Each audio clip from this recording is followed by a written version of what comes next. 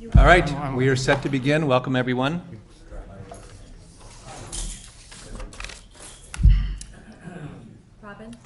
Good evening, and welcome again to the June 23rd meeting of the Lake Forest Historic Preservation Commission.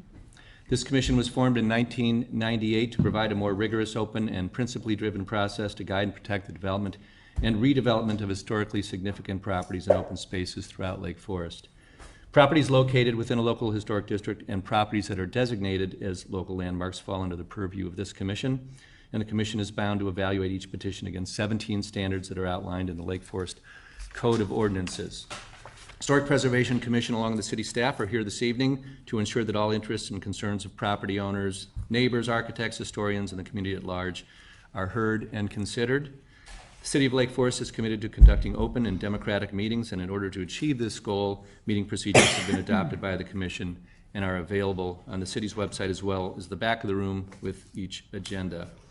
The ultimate goal of this petition is to work in collaboration with the city staff and the entire community to preserve the unique and widely recognized historic nature of Lake Forest.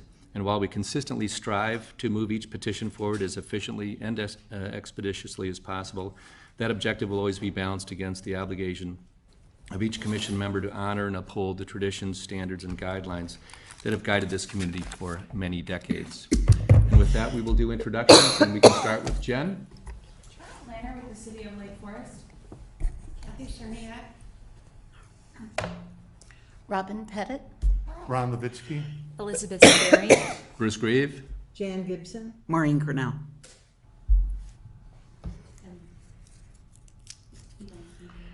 He's on speaker. Commissioner LaMontagne, are you with us? Yes, LaMontagne. Thank you. Great, thank you. Just so you don't think we have one of the commissioners locked in a chamber in the basement, actually he is working, but kind enough to carve out time in his evening to call in. So he's being streamed in, and my understanding is there'll be a little bit of a technical delay, so bear with us as we work through that, but his participation is really welcome, and we're glad he's with us. So, the first agenda for this evening. You may see on your agenda that we're going to consider minutes. We're not going to do that this evening, so you can knock that off. The next is consideration of a request for approval of a certificate of appropriateness for exterior alterations to the residence at 1345 Lake Road. Approval of a conceptual landscape plan is also requested with this petition. And I believe, if I pronounce it correctly, it's Nate Lelasis is here this evening to present. And before you chat, I'll ask if there are any conflicts, ex parte contacts. All right, none. And Commissioner LaMontagne?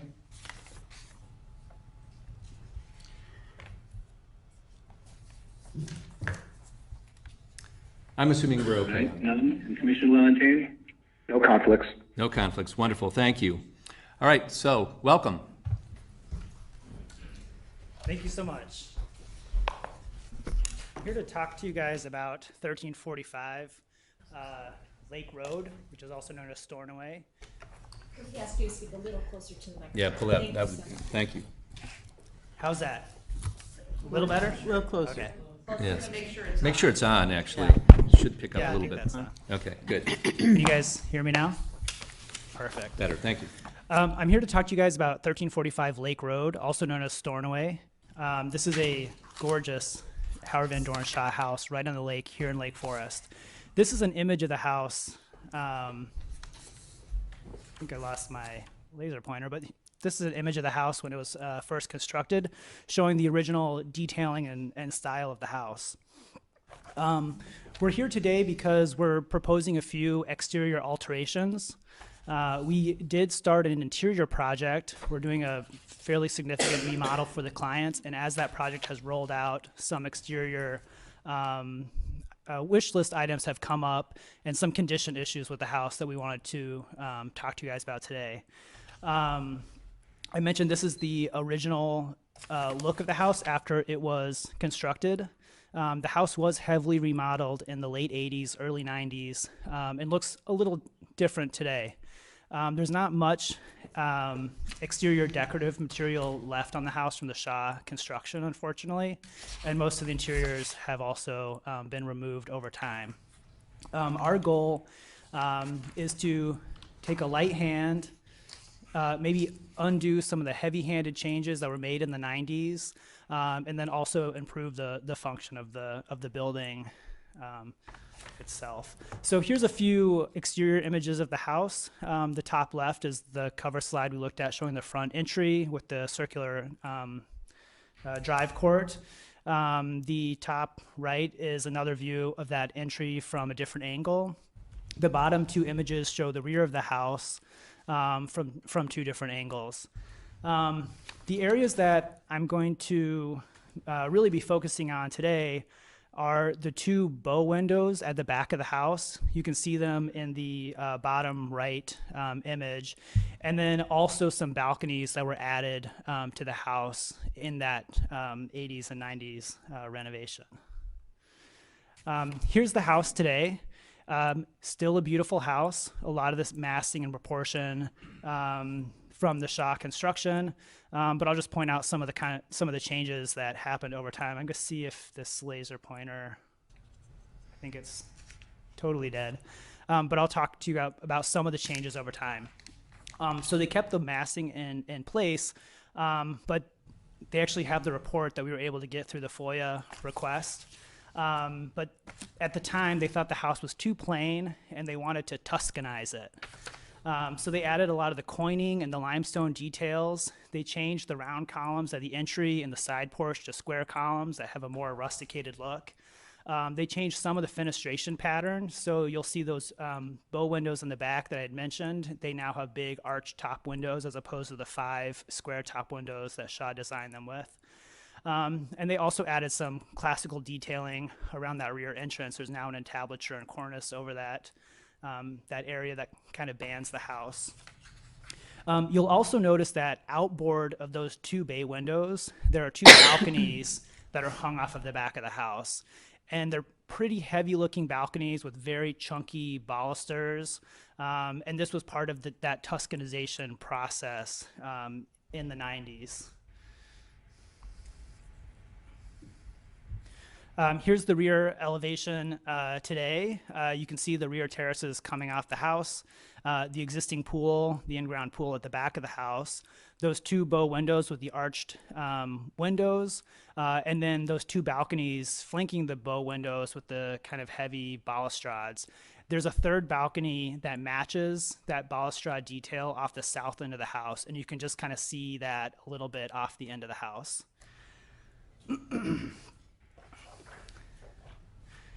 And here's a rendering of what we're proposing to do to the house. You can see that the changes are fairly minor. We're not trying to sort of unwind the clock and bring this fully back to a Shaw house, but as we're considering the exterior, we want to step in that direction.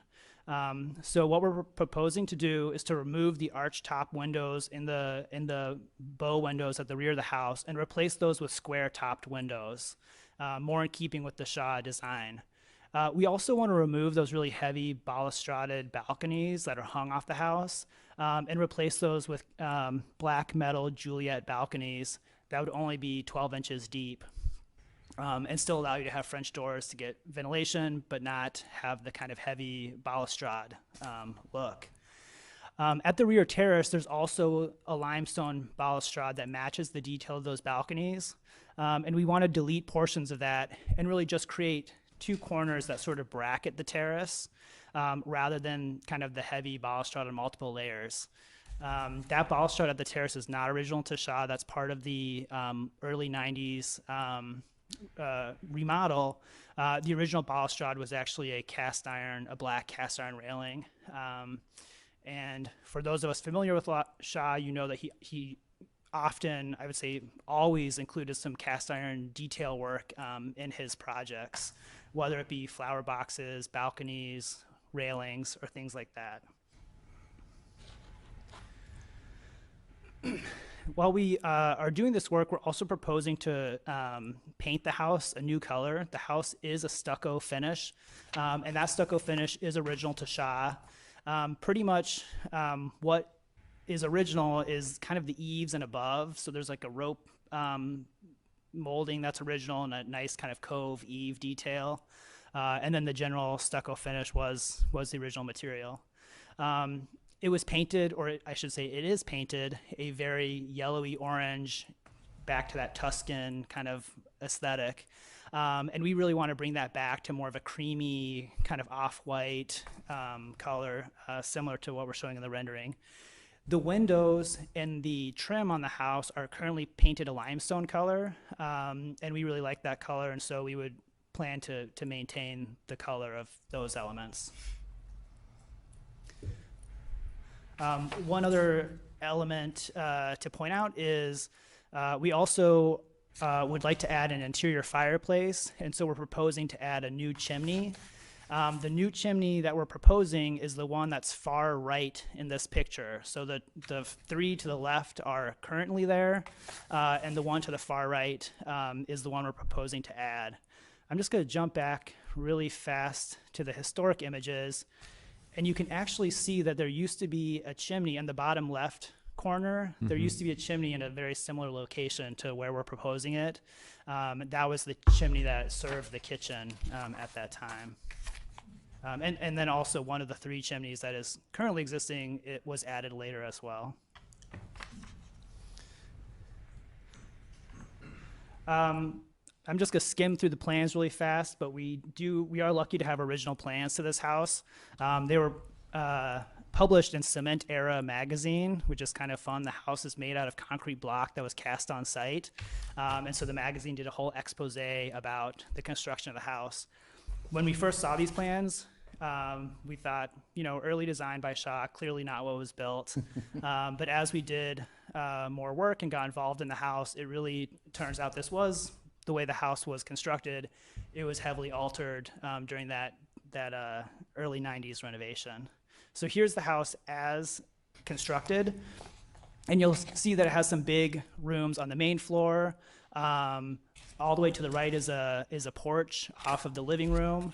The center room between the bow windows is the morning room. To the left of that is the dining room, and then there's a dining room porch off of that. And then all those little rooms are kitchen, pantry, staff dining room. On the second floor, there's a nice array of large bedrooms, and then above that kitchen area are the staff bedrooms, linen closets, and things like that. These are the as-built plans at the beginning of the project. You can see that the kind of central element in the house where you enter from the loggia, that was made into one big room by kind of cutting away into the morning room and making one big entry hall, which is actually a beautiful entrance sequence. You look right through the lake. It's a nice, spacious room. Yep. They flipped the fireplace to the dining room and then reconfigured the kitchen, and then they added an addition on what's top left in this plan, but that is northeast. That's an addition. Just in the interest of time, as people who are interested in preservation, we love the interiors, Okay, but it doesn't weigh in on our. We'll Sadly, breeze you through could it. gut the interior, and we couldn't say anything other than say we're disappointed. But However, I would love to know why you're adding the chimney. Does that have a so component any with the exterior, interior? exactly, any interior. So we that- would like to add a speaks to the chimney exterior. because on the top plan here you see is the first floor. This is the proposed plan, and we're opening up that whole north wing of the house so you can see right through it. I'm going to just jump back to the current first floor plan, which is the top plan here, and you can see it's really chopped up into different rooms, and it feels kind of tight and dark, and there's lots of little vestibules. So the interior project that we sort of began with was to open up this wing of the house into a big kind of modern family room where they can hang out, have access to the terrace, the kitchen is there, open to a seating area, have a mud room off of the back door, which is actually the original staff porch, kitchen porch. And you can see the fireplace is, you can see kind of the seating arrangement that is focused around that fireplace. So that's why we want to add a new chimney. I'm just going to jump to some images where I just do kind of the comparisons of the current and proposed. So these are some color-coded plans. So you can see the new chimney highlighted in yellow at the roof. I'm going to work from roof to grade. So the new chimney is highlighted in yellow. It'll match the details of the other chimneys. It has like a nice little step design in the corner with a nice cap, so it'll match the Shaw look of the chimneys. The windows highlighted in blue are windows that we would like to replace in kind. So those windows are leaking. They're from the 80s, 90s. They're not performing well. We would like to replace them, but use the same muntin pattern, same divisions. The windows in green are windows that we would like to replace, but change the windows within the opening. We're not changing any actual opening sizes of the windows. We're just changing the configuration of the windows. So for instance, the bow windows, we added a flat head. The 3 arched windows off to the right, that will be part of the family room where we're combining those interior spaces. And that area right now is a step down. And so as those windows are with the transom, they are too short to be a door. So we'd like to make those into an arched French door for access, and then the others would be fixed picture windows to match those details. And then you can see I highlighted the 2 balconies in yellow. From the front, very minimal change. You can see the new chimney just kind of peeking up from the back. On the side, you can see the bow windows. We'd like to replace those with square tops. An arched window around the corner that matches the 3 on the east side. Some condition images of the balustrade. They're really falling apart and in pretty poor condition. And some details about what we would like to replace that with. We'd like to do a very simple black metal balcony, 12 inches deep. It would have 1.5 verticals spaced periodically with 3/4-inch square pickets between. The thicker members would have the little ball cap, very thin railing. This is not a balcony to be occupied. It's so that you can just open those doors and have a fall barrier. But it would be simple with just a little bit of detail and more in keeping with the Shaw aesthetic. We would like to add some exterior lights to the house. We'd like to add the Williamsburg lanterns from Bevelo. You'll see that these have that interior frosted hurricane shade, so it does obscure the light from view. Jumping back to the rear view, I highlighted in orange where we're adding these. So you can see we're really just adding them at the rear loggia and at the walkout balconies on the 2nd floor. We did see the note from one of the neighbors about concerns about light. And I'll just say that we're removing all of the spotlights on the house. Right now there's a lot of frog eye spotlights on the back of the house. The plan is to remove all of those, put decorative lighting on the house that's much more attractive. These are not bright searchlights. The bottom ones will be nestled between the bows of the house, so there won't even be sort of a direct sight line. And so we're not planning to, spotlight the backyard. This is a family with young kids. They live in Lake Forest right now. They're looking for a new home that they really want to live in for a long time. Just talking about the site plan really fast. The major change would be replacing the terrace material. Right now it's very uneven and cracked. This house was unoccupied for a couple seasons, and that time really did a number. It's on the lake, so the terraces are in need of some maintenance. We also want to demo and replace the pool, but pretty much in the same configuration. The reason that we'd like to replace the pool is that right now the terrace kind of steps down and has a balustrade overlooking the pool, and that portion of balustrade curves into the pool, and so you can't put an auto cover on the pool as it's configured. We want to remove the balustrade because we think it's too heavy and not appropriate to the design of the house. The pool is 30 years old, and so it seemed like a great opportunity just to replace it, put modern pool. The family has young kids. They want a sport pool. They don't want, a deep end like they did back in the day. They just want a consistent, 4-foot sport pool. And so that's the plan there. All the flower beds will maintain the grades. There's a lot of flower beds on the property, and really they just need some soil remediation, some plantings. They don't need a lot of work for grading and things like that. The wall along Lake Road, that's from the 90s. The house had a metal fence, much more like the Clayton Mark house down the road. But the wall looks pretty good, and we'll fix it up and put a new gate on it. Here's the landscape plan showing the existing conditions. You can see the way that kind of balustrade curves into the pool. And you can see at the top of the terrace, there's kind of a circle seating area, and then there's a little circle below that. That little circle is the spa, and they just want to remove it. They don't need a spa. They want to put a nice set of stairs there that leads down to the yard. The front of the house, keeping the driveway configuration. It's a really kind of neat oval driveway. It's got some cool balusters with chains along the ravine side, and then on the top you see the ramp going down into the subterranean garage. Here's the proposed landscape plan. You can see it's a very similar configuration. You can see where the spa's removed and there's some stairs added. You can see the shape of the pool is more regularized into a rectangle. So that'll have the required coping and pool terrace and also an auto cover. Then resetting the terrace at the south end of the house at the ravine, and then just adding kind of an at grade terrace to the east side of the south end of the house. And here's the front. There's a lawn in the front of the house, and they want to add in a little water feature that's going to be a really just shallow, kind of like a wet pad. So it won't be like a fountain, but just kind of a very shallow water feature. And here's the back landscape plan with some of the plantings. And then here is from the landscaper. They put together a little rendering. So the house doesn't match exactly the plan since it's from the landscaper, but you can see this sort of, we're keeping that balustrade in just those two corner pieces, and then that terrace is going to keep its kind of step down approach, but we're just going to straighten off the end by the pool and put in a rectangle pool.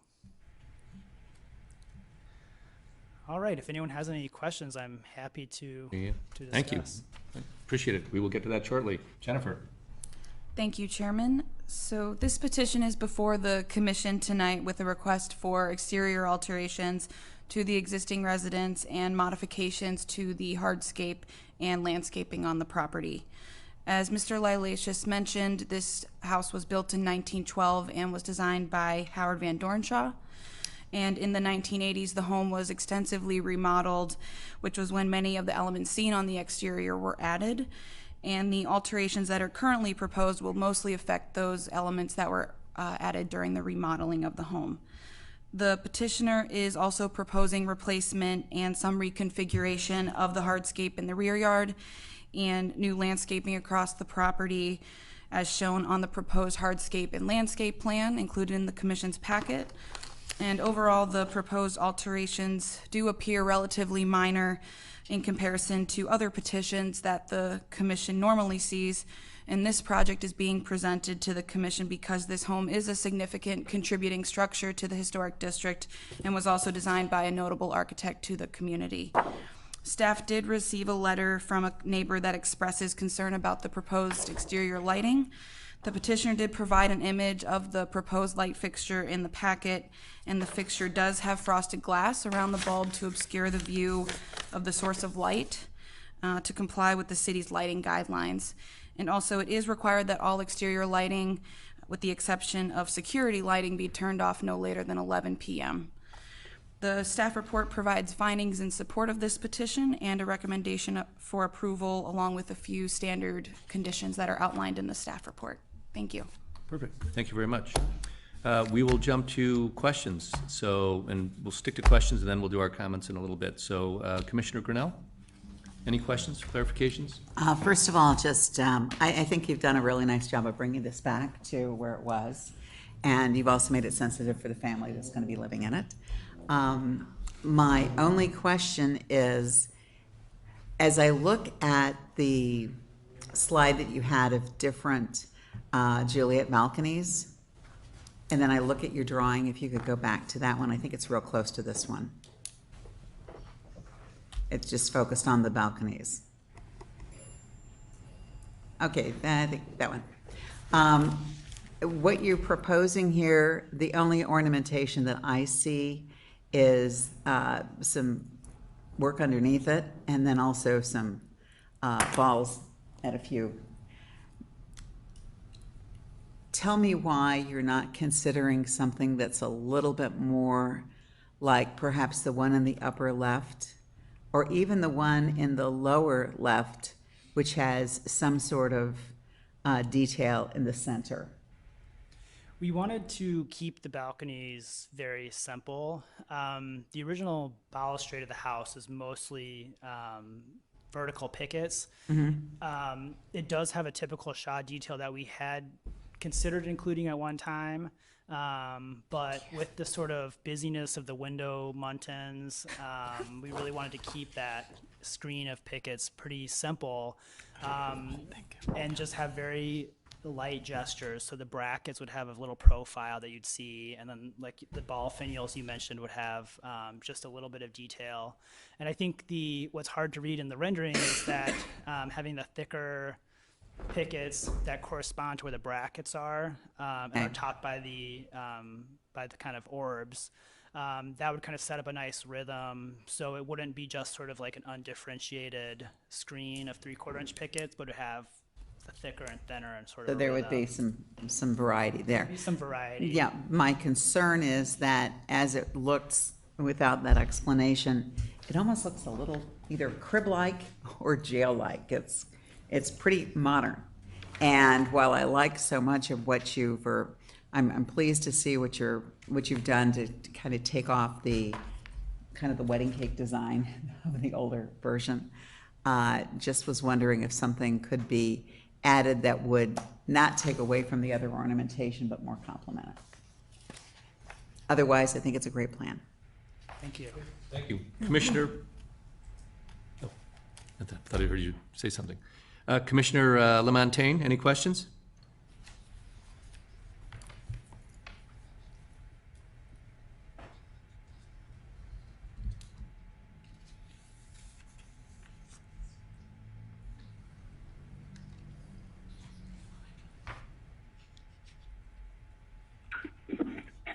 Yep, I'm here. Can you hear me? Yes, we can hear you. Thank you. Great. Only one question. I noticed that you're removing a lot of the balustrade, obviously because of condition, and it was not original, but the balustrade that is remaining at the main pool level, is that in fact limestone balustrade? It's not wood, correct? That's correct. The balustrades on the house are wood. The ones in the landscape are limestone. They are the same design and profiles. The balustrade itself, we didn't really have any objection to the design of it. It was more the quantity and sort of the heaviness of it.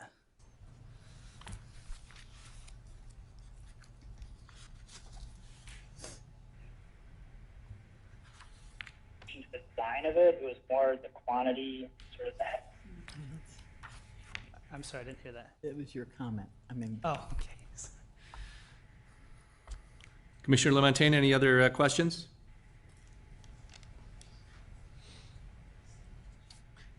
No other questions. Thank you. Thank you. Commissioner Gibson, questions? Thank you. I'd like to follow up with what Commissioner Grinnell had asked about the jail-like Juliet balcony. I understand, Shaw would not have had the O's and the X's and all of that. And so what you have proposed, I was looking at the pictures on the left in our packet, and so I was picking out the one on the lower left that had a little bit of detail, like a knot, but not much. And I like the brackets in the upper left hand, rather than the simple. I understand why you want simple, but the simple brackets that you have in your drawing. Would you consider another design? Maybe my commissioners might not agree with me on that, but would you consider something other than what you have? I definitely think we'd be open to exploring other options. I think that our objective is to keep it simple but classic. As you know, Shaw was always understated. Right. He did, do some detail into his metalwork. So I think kind of any detail we look at, we'd want to be guided by Right. what we could find in his body of work. But I think we would be open to those kind of details. All right. But I think you're right. We wouldn't want to add panels or anything like that that would kind of overdress it. Okay. Many of Shaw's houses and buildings have flower baskets. And I noticed that, of course, on this one, there were flower baskets as well. Would you consider having a plaster or a wood design flower basket somewhere on the eastern part of the house, kind of as an homage to him? I think the tricky thing with flower baskets on the east side of the house is just kind of the maintenance of them with the kind of lake there. The landscape is a project already, and I think flower baskets add complexity to that. Okay. And I think we were really motivated to kind of delete from the design and make it a little simpler. All right. I'm a Bavolo light fan of the first order, and so when I saw that you had Bavolo lights, I cheered. And many times they are gas lit, but they do come in electric, of course. And I also I think you explained the outdoor lighting. It looks as if the neighbor saw too many lights at night, and I understand that, and you explained that well. And I would assume you'd experiment, or at least have the petitioner experiment with different, even though it's frosted glass, a different wattage or whatever might work. All the exterior lighting will be on dimmers, so Okay. there will be that option to sort of set it. The existing lighting scheme, exterior lighting scheme of the house, right now has no decorative lights except for at the recessed entry there's a lantern. But there are those kind of frog eye spotlights, not only on the house but in the trees around the house. It's kind of wild. The longer you're there, you'll like spot them. But those are all going to be removed, and those are all very high right now. So we're bringing the source of lights, much lower on the property too. And I thought they were illegal in terms of the number. I think they are illegal, aren't they, in Lake Forest? Yeah. Okay. All right. Well, good. They're gone. Last question. And it's funny, going back to your petition in the lower right-hand, our packet had the lower right-hand picture of the original. That was the first, maybe the second or third picture you showed of the, right, in the lower right-hand corner. And that's the one I was working from, because Shaw was so beautiful. The proportion, the style, just everything. And I really like what you've done. But I wondered if, it's funny looking at the 3 banks of windows on the bow. And do those open, are they 15 over 15, or is it just one solid? It's one solid fixed. They cannot open curved. those. They cannot Okay. open. All right. And they are fixed in place, and they're massive. They're custom. Oh, they are. Built. They can't Okay. be provided by Marvin or anybody Okay, like that. It right. has to be a custom, because the glass is actually curved as well. Okay, all right. That was part of the question. But when I was looking at the five windows on each bay, I salivated a bit in terms of just the proportion, standard 3 proportion of openings and how that worked, as well as the windows on the second floor work so well with the whole design on the first floor. And what would you have done if you could have emulated more, if you had had a chance? That's a great question. Obviously, we're always constrained by time and budget, and then also just the practicalities of living. I guess just to touch really fast on the quantity of windows, we had explored going back to the 5-window proportion, but to do that, you'd really have to, at that point, basically recreate the bay, because all the pilasters and cornice are all set for that module at the moment. So that really kind of pinned us into the three window arrangement. I would have loved to have recreated some of his flower basket keystones. The house did have the flower basket keystones in several portions, and we actually have some really great images of them that are pretty detailed. The Lake Forest Lake Bluff History Center has a ton of photos of this house because the original owner was an insurance guy, and so he actually had the entire interior photographed, contents documented. So we have a lot of information about what was there, but I think, it's a Shah house, so a flower basket keystone would be kind of incredible. Yeah, okay. All right, that was it. Great, thank you. Commissioner Sperry. Well, first of all, thank you for taking this work of art on. It's one of the most cherished homes in our city, so thank you so much. Couple of questions for you. In your proposed east elevation rendering, you did a really lovely artistic rendering. This is the one that shows your slate paneling. It shows all of your materials at the base of the grid, kind of the material scale, if you want to just, there it is. In my drawing, I just wanted to ask you, what is the material of the gutter and downspouts? Because they look very black here, almost stark against what you're proposing as the white palette. Can you tell us a bit about that? The downspouts and gutters are copper. They're They have copper. patinaed to a very dark color, Okay. probably from being adjacent to the lake. But they're not original. They're not the Shaw ones, but they are copper downspouts and gutters. Would you consider ones that are more traditional I in think terms of? that's something we could look at. Yeah, just because they're very stark. I noticed it right away when I looked at the rendering. And if you're going to do all this magnificent work, you don't want the first thing that guests look at to be the gutters and the downspouts, right? Exactly. So that was just a consideration. I'm going to echo Commissioner Grinnell and also Commissioner Gibson in that when I saw the proposed Juliet balconies, the first word that came to mind, and please excuse me, is sterile. They just feel sterile. And I think that there is a way probably to soften them up. Shaw had so much romance, didn't he, in his architecture? And I feel like that the current design takes that away a little bit. I'm sure there's a way that we can finesse that design and maybe make it a little bit warmer. I too echo that of the 4 examples that you showed, the upper left was quite beautiful and might soften it.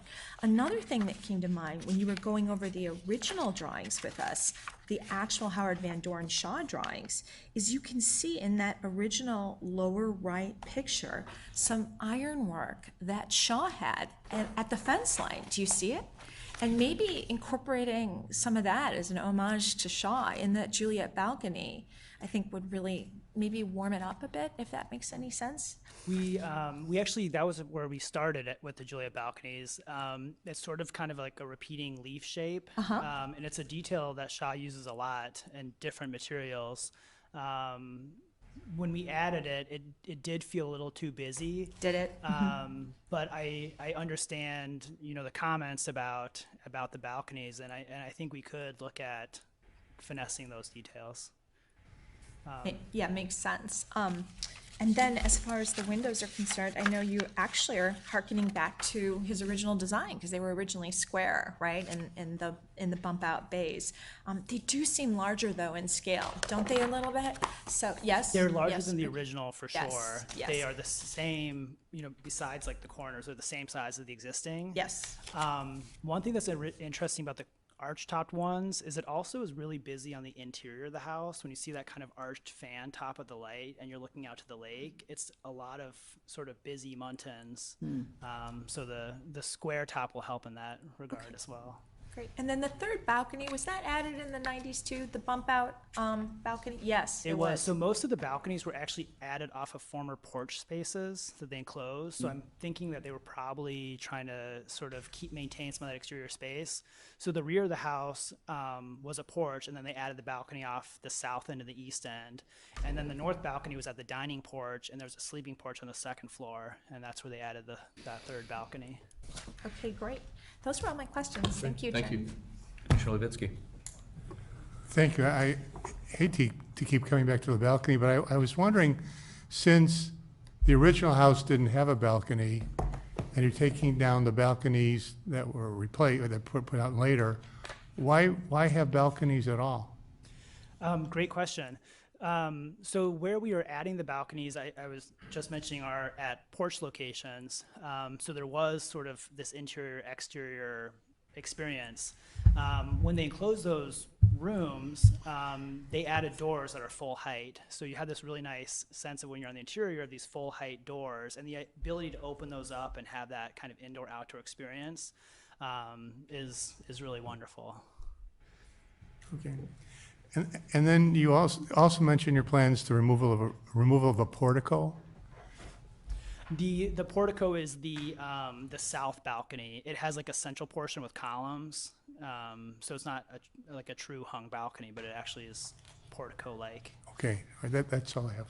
Great, thank you. Commissioner Pettit? I'm glad you have these photos up. The original house has shutters.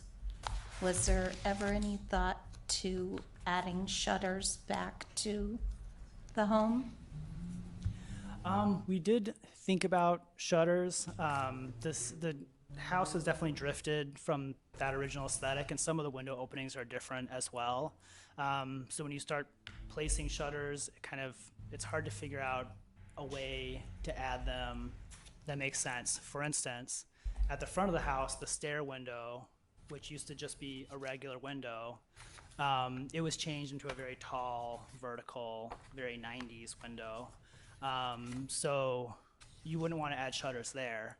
On the lake side of the house, at the balconies, those openings that used to be two punched windows are now bigger openings with doors. And so those wouldn't receive shutters. They would conflict with the walkout balcony above the bow window. So when we started thinking about shutters, it just became a little complicated to figure out how to put them on in a way that made sense, since not all the openings could receive them. You said the Juliets are 12 inches deep. The doors will not be able to open all the way, is that correct? The doors Because will they're open in. They open in. Yeah. Oh, because So they one of- show on the drawing opening out. That's what had me concerned, that you didn't have enough space for them to open. But if they open in, They then will open in. good. On the north side, are there plans to clean up the dog run and move the refuse and create more of a more pleasant area on that side? Definitely. Right now, that area is pretty junky and very close to the property line. The property north of this house was originally part of this property, and so when they subdivided, the house sort of got pinched. But that area, there's actually a really nice terrace there. That's a stone terrace. So once that's cleaned up and reset, it's gonna make a really nice entrance. That's gonna be kind of like the family mudroom entrance. If friends come over, that's probably where they'll come in. There's a really, like falling down shed that we'd like to Right. remove, and Right. and just, tree limbs and all sorts of junk. That's good to hear. And again, just to reiterate what my fellow commissioners have said, I noticed the design of your balconies were very similar to the utilitarian surround at that back entry door, the mudroom door, whatever, and that I thought it, because of the prominence on the building, it needed to have a little bit more of a presence. It looked to me a little utilitarian. And I think that's all I had. Wonderful job. Thank you. Thank you. I think you pretty much answered this question, but I'll throw it out.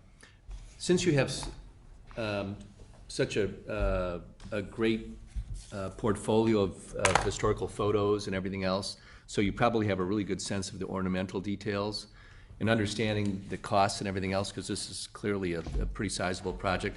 Were there any that you discovered, though, that you thought maybe this is something that would be worth trying to add here or there? Because some of them are purely ornamental. Yeah, I have a few favorite details that I am, sad that were removed. I think my favorite sort of composition that's, totally obscured now is that the entrance had these round columns, and I think it provided this delicateness that was, very charming. Yep. And they, now it's sort of a little heavier and have some heavier rustication, but I thought that entrance was really nice. There used to actually be a little fountain on the side wall of that recessed portico, so as you walked in, there was like a little fountain. Great, all right, thank you. With that, we open it up to the public, and do we want to start with the folks that are here, and then we'll see if there are any calls in? Anyone? Yes, Mr. Miller.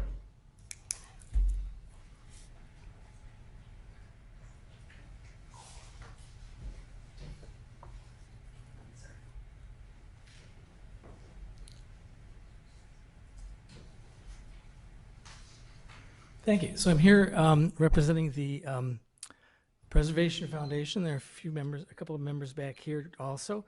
And I'll just read a little bit from our statement about this property. It appears that the changes are relatively modest and reverse some of the 1980s renovations that were not consistent with or modified Shaw's original design. The Juliet balconies appear to be the biggest visual changes, but again, to a modification from the 80s, now in disrepair to converted sleeping porches. The underground garage is necessary since the old carriage house to the north was subdivided off and is now a residence. We support the recommendation of staff and commissioners. I'm going to add a couple of points. This is me speaking, not the Preservation Foundation. First, I think it was said that the design was done in 1912. I've always seen a figure later, I thought, for the house, which that's probably the construction time. But David Adler left Shaw's office December 31st, 1912. The plans for the Mark House are dated December 29th or something like that, 1912. And if this house was done in that same year, this reflects also some of Adler's involvement, as there was in the very first Market Square design phase, which was 1912, December 1912, which was Town Market. One of the differences of coming to the Preservation Commission meetings now, that I have my iPhone here, and I'm zipping through my Market Square photographs, seeing all the balconies that look like this, especially at the clock tower above. There is precisely the balcony that they've put onto this in this case. It's identical, essentially identical. Very same kind of a thing. It's also what you get in a French hotel. So if it's stuffy, you can open the door and you don't fall out and land in the street. I think that Adler's role was also to add into Shaw's work, and Shaw was heading that direction too, a little bit of what later was called Art Deco, which was simple repetition. If you look at the two clock towers, they're very simple in lots of ways, but that south clock tower that has the balcony that's most like this, because there are rounded versions of this on the north clock tower and on the west building, have the same kind of straight line balconies. That was sort of secessionist, Viennese secessionist. There are some squares. Lower down, there are squares that come out from the building. Higher up, there's squares that go inside, and this was something that secessionists did. Louis Sullivan did it, but it was kind of Chicago modern too. It was not supposed to call attention to itself. It was meant to be recessive, but in a very kind of a repetitive way that you later see as being kind of concentric lines, in Art Deco a lot. So just saying that there might have been a method in why those are so simple, and then were picked up by that as Shaw characteristics. Thank you. Great, thank you very much. Anyone else? No calls coming in? All right, so it's back to us. Jen, you want to start us off? Sure. Let me see, where am I? I think this is a great design, certainly a great improvement. You're picking up more of Shaw's designs, getting away from the balustrades that were not. The Juliet balcony, I think we've all discussed. And if that's true, I need to go out and look at Market Square again. But if that's true, the straight vertical's fine. As you said, you would go back and take a look to see how it would relate to Shaw's details on the Juliet balcony. Initially, when I saw that the rails were in black, and I thought, I wonder, because the house was going to be pretty much one color, should they be black or should they be maybe a brown or a beige or something? But that's one consideration, but Shaw did use them as black. I still go back to the flower basket that are in so many of those houses on Green Bay Road somewhere, and I know it would be kind of a folly to put something up, but just as an homage. The landscape, I was initially, and I didn't ask this, but I was initially a little concerned because there were so many existing boxwood hedges, and I know that many of us lost so many boxwood hedges in town, and there's a blight, and I was concerned that this would be a major expense in terms of ripping things out and putting more boxwood in or changing it. So that's the landscape that I think, did Craig Bergman do that? So he knows about all of that. I was initially concerned about the letter, not because of the noise and all of that. I figured the neighborhood has changed a bit, but with the lighting, and since you explained that the lighting on the trees and all that would be removed, I feel much better, and I know that the Bavolo lights will be subtle and very private to the homeowners. Other than that, I think it makes sense about putting a new pool in terms of being able to cover it. All of that makes sense. And going back once again to the initial drawing or the design, the reason I think I like those 5 windows with the, I forgot whether it was, I think it was 6/9, but they were open, is the fact that it wasn't just all windows. Often we put so many windows in places that it maybe not be light pollution for others, but it's just too much. And I believe Commissioner Sperry kind of referred to the size of the windows. I was going to do that too. I kind of started in on that, but I know why you're doing it, because you're replacing windows in the same opening. But I think that Shaw, maybe this would be for another day, but Shaw had it right with the 5 and the 5 rather than the 3 big windows. But you're on the right track. So I like it, and thank you very much for doing this. Thank you. Commissioner Sperry. Well, I too applaud your efforts. I think it's going to be a stunning improvement to an already beautiful residence. My only ask, as I think we've all reiterated, is just revisit the balcony, see if perhaps there's a way to soften that a bit. Ditto with the black gutters and downspouts in relationship to the newly brightened exterior. Kudos to you for taking out the floodlights, the frog eye lights. I'm sure your neighbors will be delighted, and I hope their owl returns. I was sorry to hear that he left. Ditto with the beautiful placement of the lights that you're proposing and the frosted glass, which staff pointed out. I think you've made just a number of outstanding improvements. So with that, I'm in approval. Thank you. Thank you very much. Commissioner Lamontagne.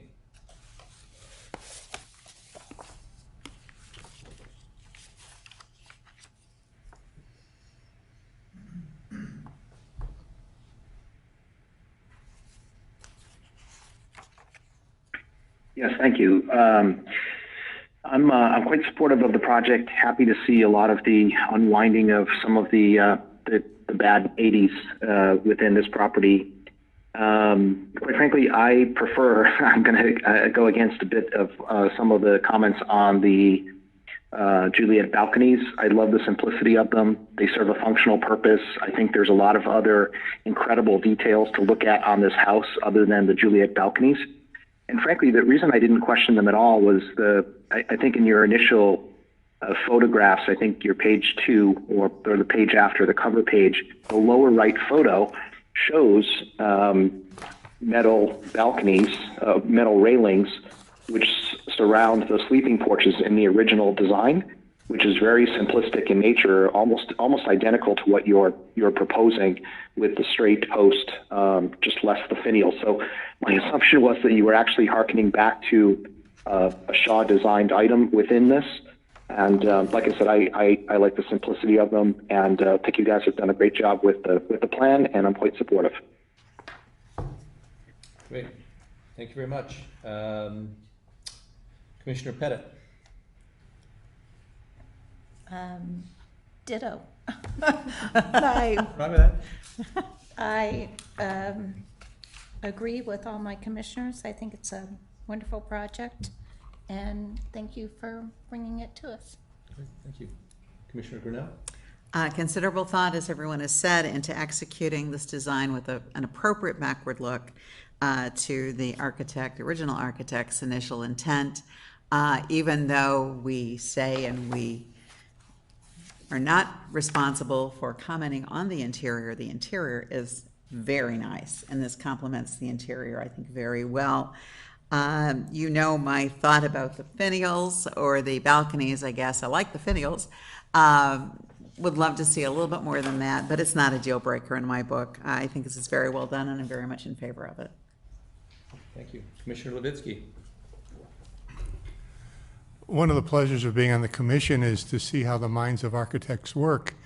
And I just thought it was great to kind of go through this and see how you had this challenge of, as you said, not turning back the clock, but evoking a house from an era.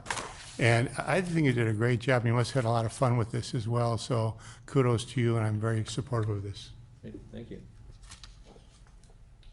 Well, very straightforward. Compliments for me as well.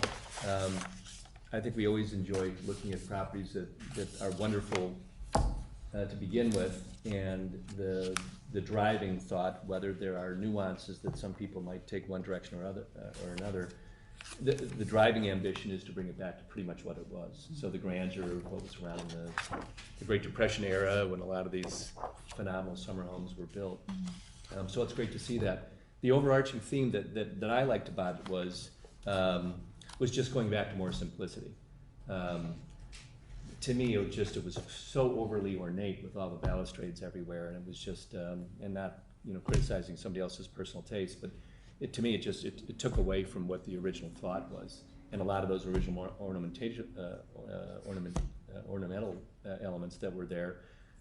It's just a shame they decided to take so many away, because they probably could have been worked in, but clearly they just had a different design aesthetic. And it's also a shame, it's just kind of a note for people who are planning on making some changes that are approved, and I don't know what the process was back then.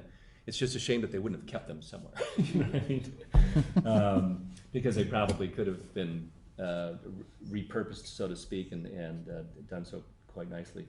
So all I would say is everyone is clearly supportive, done a wonderful job. And I think it's just fair to ask, and you've been very open to say, we're more than happy to revisit the balconies, whether it might be softening the color a little bit, now that it's going from one direction to another, or some others, could be a simple center ornamental design, rather than doing it on every 3 posts or whatever it may be. Maybe the flower basket motif or something, whatever. That's not our job to provide those things, and it sounds you're receptive, and it's always worth looking at that, because it's one of the few ornamental details that's being added back, and it's worth putting some thought to, and you've lost a lot of other ones, so it might be the place to do that. But with that, I will ask for a motion. I will. Oh, Okay. she's ready. You can do the second. You go right ahead. Thank you. Thank you, Commissioner Gibson. Mr. Chairman, I move to approve the petition located at 1345 and grant a certificate of appropriateness based on the findings as stated in the staff report, pages 1 through 5, This is for the exterior alterations to the existing residence as well as painting, the existing stucco exterior walls, replacement of wood balconies, windows, doors, new exterior lighting, and a new chimney. Modifications are also approved as proposed in the existing landscape and hardscaping proposals. Well, thank you very much. Second? Would you like to Second. All right, all in favor? Aye. Commissioner Lamontagne? We'll now wait for the signal to reach China.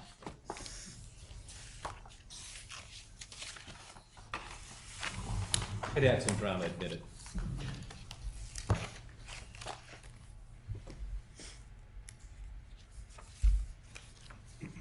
Commissioner Lamontagne, just want to confirm you're in favor, or? Yes, I'm in favor. Aye. Yeah, wonderful, thank you. All right, it's unanimous, so moved. Okay, Okay, thank you very much. Look forward to congratulations. seeing your work. Next this evening is consideration of a request for a certificate of appropriateness for a new residence on a vacant lot that's located at 210 East Unwencia Road. And we also will be considering an associated site plan and landscape plan. Mr. Deegan is here to present this evening. Welcome. And before we start, I'll ask for any context, ex parte context. Hearing none. Commissioner Lamontagne?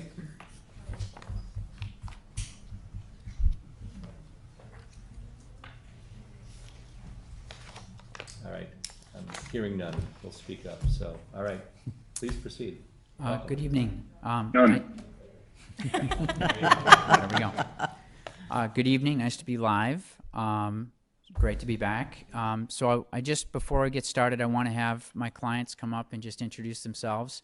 And then I also have some additional speakers. I've got Phil Rossborough here, who's going to discuss landscape after me. And I also have Pat Bleck here, who's the civil engineer, dealing with drainage. He's available for questions. Perfect. As we open up to that. Great, yeah. So with that, I'm going to introduce Vikram and Rachel Karnani real quick, and then I'm going to jump into the architecture after that. Wonderful. Okay? All right, thank you. Welcome. I don't know who's going to talk. I'm Rachel Karnani, my husband Vikram. We have lived in Lake Forest since 2012. We like to say Lake Forest kind of found us, and we've absolutely loved it here since we moved, and we're really excited about this project, effectively deepening our roots. We have a 9-year-old daughter who is going into 4th grade at Cherokee Elementary, and she's also very excited about this project. Anything else? Yeah, I think the only thing I'll add is we also have 2 furry children, 2 dogs. They also equally love Lake Forest, and we think of the project that you're about to see as something that's going to be in our family for hopefully decades. Wonderful. So thank you for your consideration this evening. Absolutely. All right, thanks for coming up.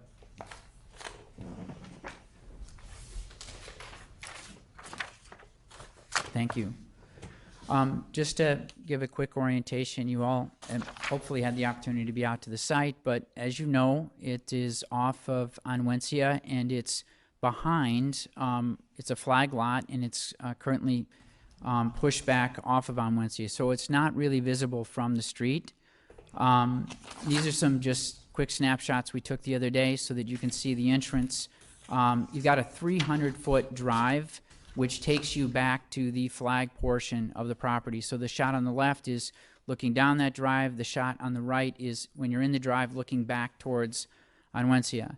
Again, these are 2 additional shots once you're into the flag portion of the lot, and it's really illustrating the grade difference from east to west on that property, which is the driving force for how the house ultimately was laid out. So quickly, here's again the property, and you can see the flag portion, and we've been allotted when the subdivision was instituted. There's a basically 50-foot rectangle setback that we're allowed the building envelope. When you look more closely at the party diagram or party plan, we've got a central main body form of the house which sets up the motor court and the lawn panel in the back.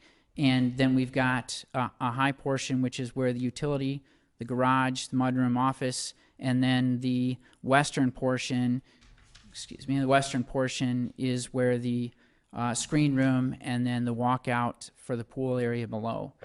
The style of the home is a French inspired vernacular, and I'll quickly just highlight, this is a section through the property, and you can see the grade changes. The main body of the house responds to essentially the existing grade in the middle. When we laid the home out, we wanted the garage to be at the highest level so that you're not coming in at the low level, you're coming in at the high level. So therefore, you had to drive past the home to the eastern side of the property to get in to the house, and then you are traversing down from there. So this section really illustrates that. Again, from left to right, you've got the high going down to the low portion, and the main body of the house is that central lawn panel. Phil can talk more about that, but I'll quickly go over the plans. I'll skip the basement, but this is the main level. It's a very formal plan with a central staircase, flanking living room, dining room as you walk in, and that sets up the main body of the home. There's a nice axial setup, with the connection of the utility structures on the far right to the screen room on the far left. And again, the second floor plan just lays out over the main body with a balcony area which creates that sort of courtyard feel off the back. This is the little greenhouse structure that is, enacting really a folly structure and sets up an axial arrangement in the landscape plans.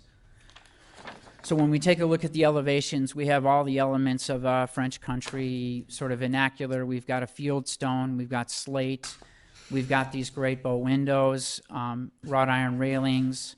The palette of materials is very traditional. The detailing is very traditional. There's nothing that's terribly ornate, but we do have a Juliet balcony highlighting the main entrance, and we've got these great shutters and windows off the front that really, present a very formal, facade. We've got the addition of the dormers on the top to present some sort of articulation, and the roof actually has a flare designed into the, lower portion as it hips up. All the roofs are hipped. This is the west elevation, and this really illustrates as if you're standing in the pool area looking east, back towards the greenhouse structure, and we have a series of garden walls which are dealing with that 16-foot grade height, so that we are gradually terracing the property by way of garden walls and landscape. And again, this is just showing some additional garden wall work around the main body of the house. This is a section through the main body of the house. And here's just some artistic renderings giving a flavor of what the house will feel like, with being the majority is field stone. And then we've supplemented that with, the wood trim and detail of the sort of center portion where the banquette and the kitchen are, and that's your walkout, and then these great bow windows that flank or bookend the main body of the house. And then again, we've got, a more transparent screen room to the right, and the garage structure to the left, with breathing room between the main body of the house. East elevation, this is the high portion of the property, the entry side or the private side. And then, of course, the south elevation, which is what you see when you approach the home from Manuencia.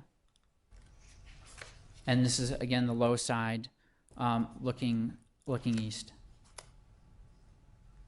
And these are just some perspectives. This would be an approach perspective as you turn the radius from the entry drive into the front motor court. And this is a back perspective, as though you're standing in the backyard on that main lawn looking towards the home. And again, this is just a reiteration of the palette of materials that we intend on using. And with that, I'm going to turn it over to Phil. Thank you. Thank you, Ed, commissioners. Let me just get my bearings here. Okay.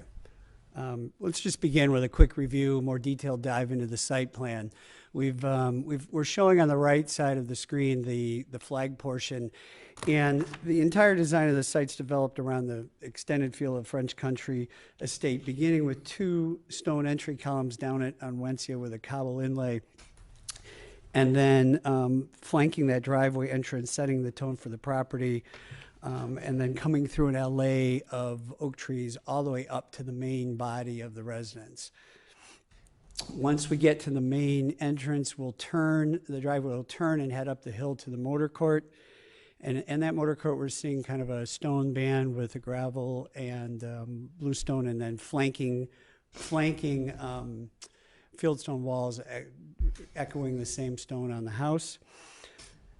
And as you pass through, and on the south side, if I had a pointer, on the south side of the motor court, we have sort of that motor court embraced with both an evergreen hedge and a hornbeam hedge to sort of give it some privacy from the neighbor to the south. Oh, I'm going to go back one. As you continue through the motor court, as we wind around to the back service court, we're going to go by a heavily planted corner at the south and east, again, to provide additional buffering. And arriving into the back service court, it's sort of, you're greeted by these 4 ornamental trees that flank the service court and then create an entry into the vegetable garden through a hedge of evergreens, and then into the garden pass. And that sets up kind of an east-west access that echoes. So we've got kind of that house east-west access, and we have a garden east-west access. To the north and to the east of the vegetable garden, again, we have a border heavily planted to provide some additional privacy to the neighboring properties off in that direction. At the back of the house, as you come down from the greenhouse, you come down to the formal lawn, which is arranged, again, axial, both east-west and north-south. And the main terrace in between those 2 fenestrations in the back step down to 2 overflowing terraces for additional dining and lounging that are at the ground level of the back lawn. And then in the middle of the lawn, you traverse down a set of stone steps through terrace gardens, sort of down the hillside through 3 layers of terrace gardens to the pool garden, which is really intended to be pretty serene and simple. Enough deck to get around and a gathering area, and then just hedges of hornbeam and boxwood and lawn. Very simple. Just a couple of slides of some of the stone column work, both at the street and at the motor court.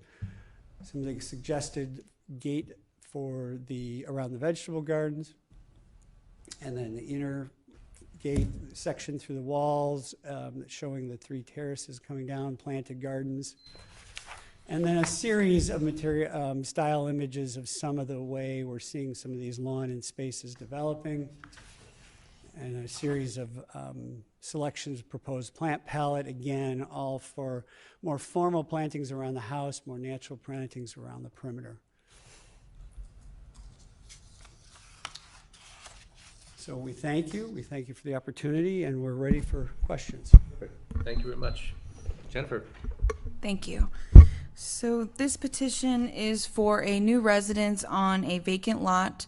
The property is located on the north side of Unwencia Road and is considered a lot in depth because the frontage on Unwencia Road is less than the minimum width required for a lot in this zoning district. And because the property is a lot in depth and is located behind an existing residence, the site is only minimally visible from the street.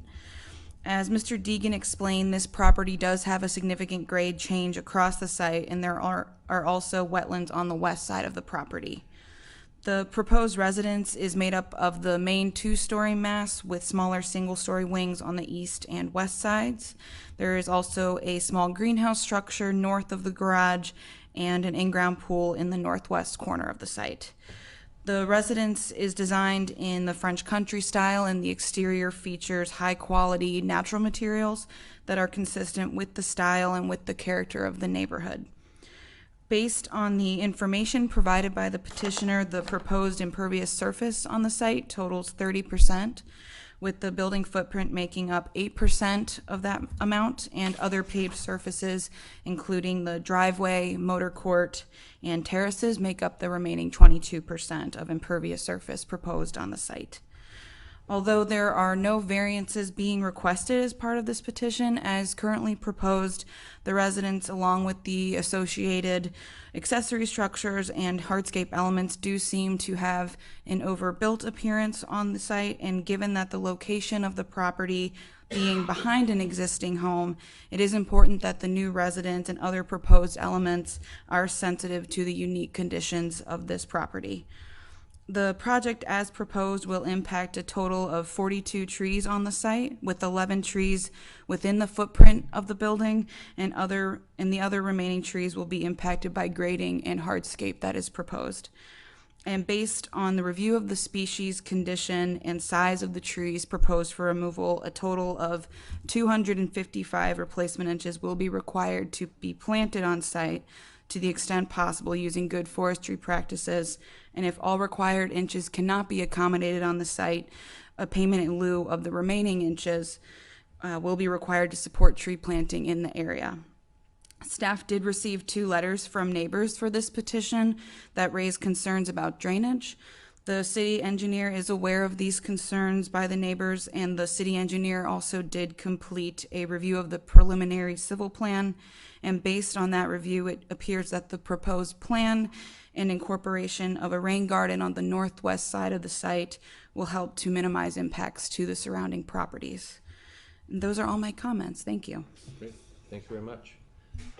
Questions? Let's start with Commissioner Levitsky. Thanks. Well, Jen ended where the question I have is about the drainage. It seems that 30% of the land being impermeable, 42 trees removed. One of the neighbors wrote a letter in which the pool's on the west side of the property, so when that gets drained, that's also going to go west, and the petitioners that aren't going to be affected, but their neighbors might. So I noticed that Standard 13, the very last phrase the city wrote is, drainage will be carefully reviewed to mitigate any impact to surrounding properties. Mitigate means lessen, doesn't mean eliminate. And I guess, because I think a lot of us have been in this position where neighbors' water drains into our yard.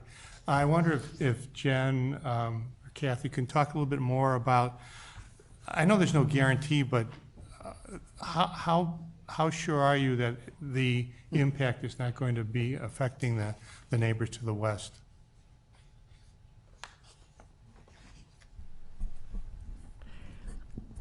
Commissioner Levitsky, we use the word mitigate because Illinois drainage law does allow for water to move in the direction of the natural grades, but the city engineer certainly will look to assure that any drainage, currently the drainage from this property runs to the west. We know that simply because of the grades. But we'll look to make sure that any increased drainage is properly handled on the site. And certainly isn't directed to any structures or significant increase in volume or velocity. So we never say no water will go to neighboring properties because, again, the natural grades, everything in this area is going to the creek further to the west. Could Mr. Black maybe Much shed better light on than this? me, certainly. Oh, no, thank you for, no, I appreciate that. It was helpful. Sure.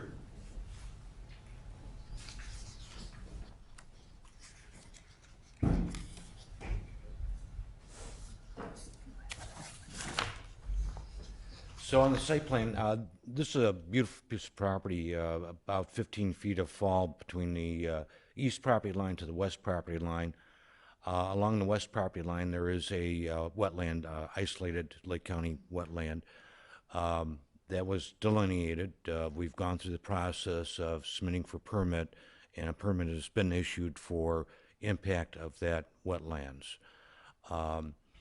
So with that, there's a couple elements that we had to work into the design of this project and site grading plan that we created a rain garden along the west side of the pool, which will collect water and kind of filter to the west, so there won't be a direct discharge to the west property. Along with doing the wetlands work, we had to verify and make sure that the wetlands accepted between 80% and 150% of the tributary runoff from existing conditions to proposed conditions. So we had to do some grading changes on the site, and we're directing some water out to Untitled with a storm sewer, so we're taking some water out into this public storm sewer system, and to maintain those percentages on the isolated wetlands. We ended up with being between 86 and 129% for that. And the rain garden itself, that is handling water quality and a runoff reduction volume by ordinance. So we're meeting those requirements as well. And a permit's been issued from Lake County Stormwater Management. So you feel pretty confident that the problem will be taken care of? Yes. Thank you. We're not going to make it worse. Well, that's good. Thank you. That's all I have. Okay, great. Thanks very much. Commissioner Pettit, questions? Hi. Don't go away. Don't go away. Don't go away.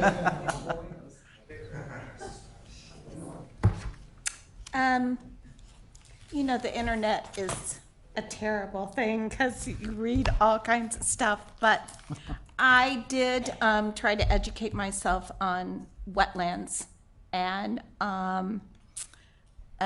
what types of structures should be put in or near wetlands. And they said that pools were quite tricky.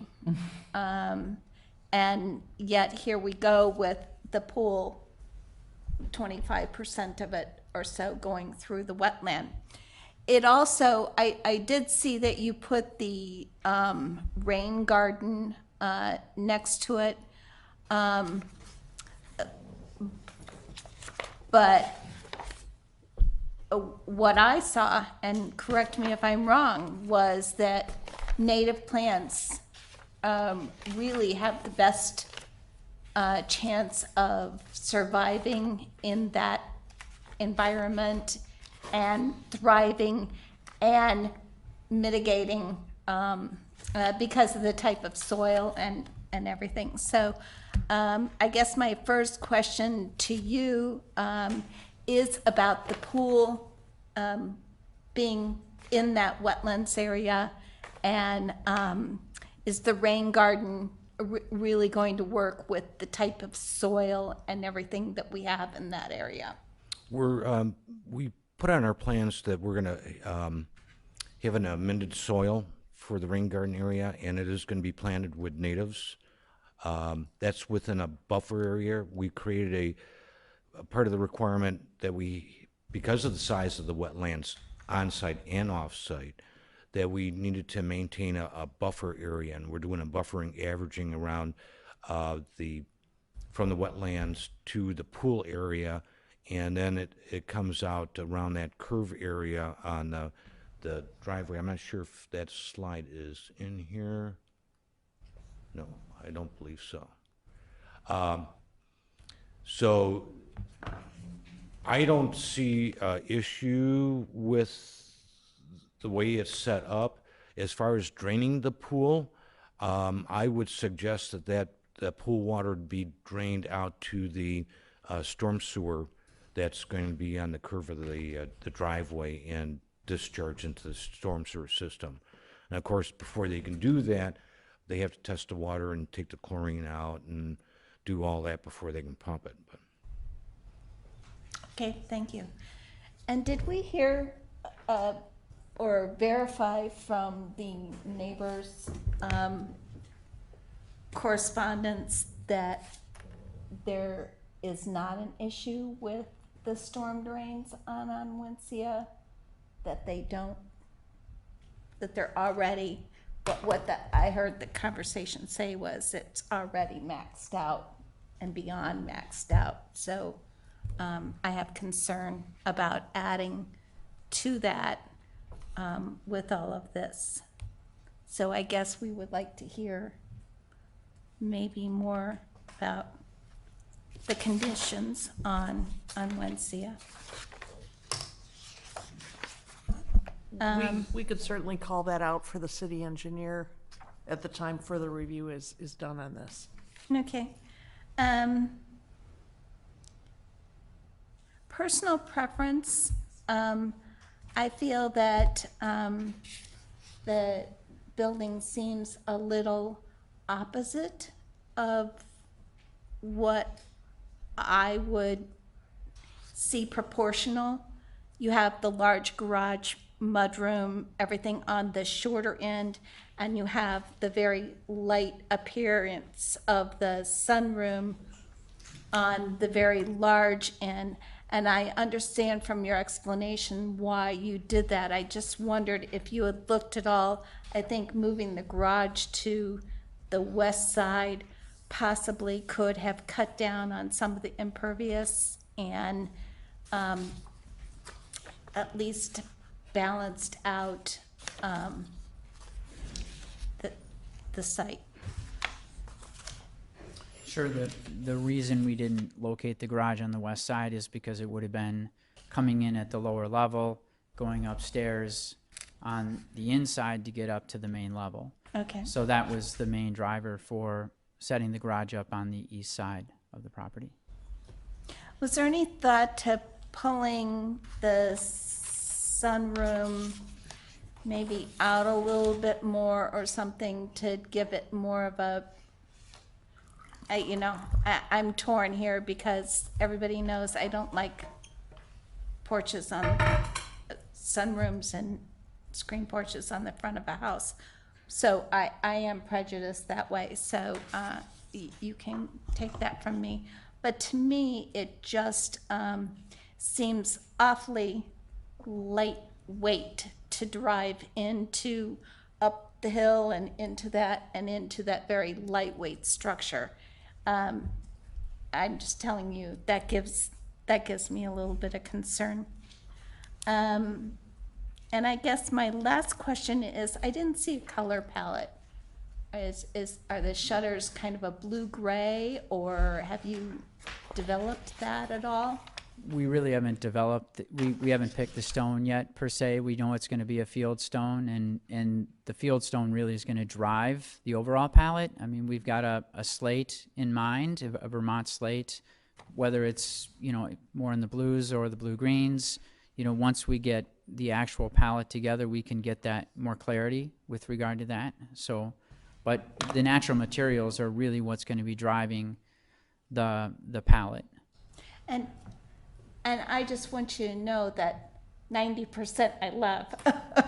It's just a few things that I had questions on. So those are my questions. Great, thank you. Commissioner LaMontagne, any questions?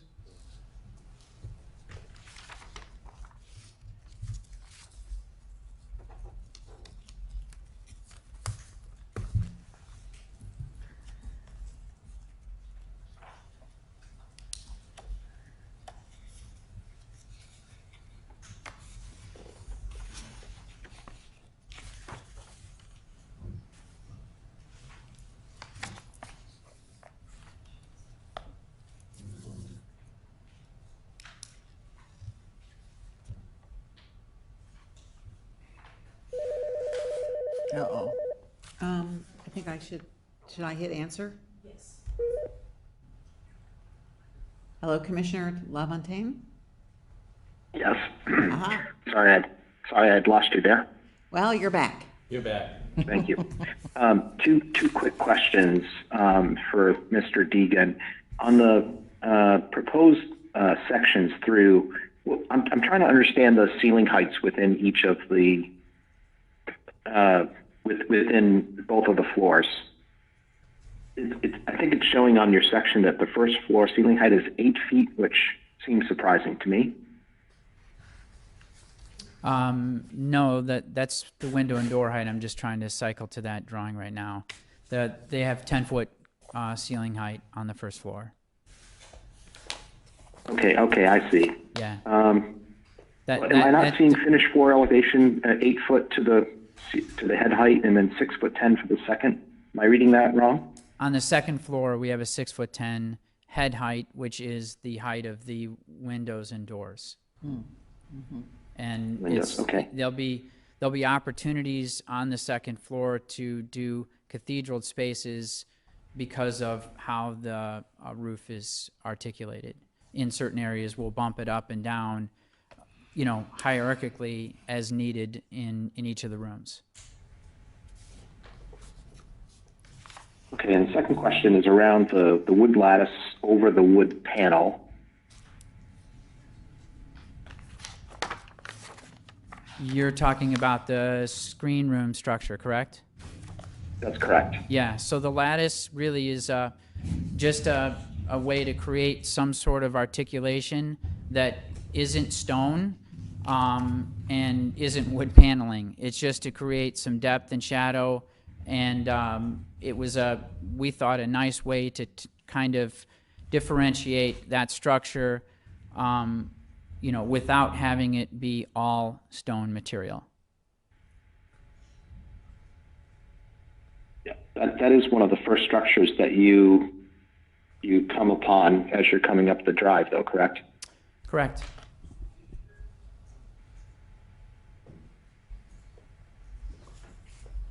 Okay, and then more of a comment, just, I'll echo the comments about the drainage. Obviously, you've got, a site with,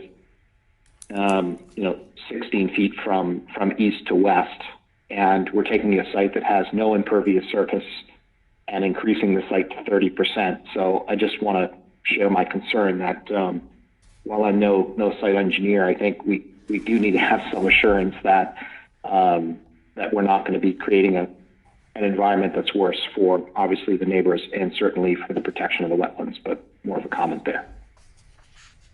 Thank you. Thank you. Thank you. Commissioner Gibson, questions? Yes, I have quite a few. Why are we, this is to staff, why are we seeing this before the Lake County Stormwater Management Commission approves this? That was mentioned in the document.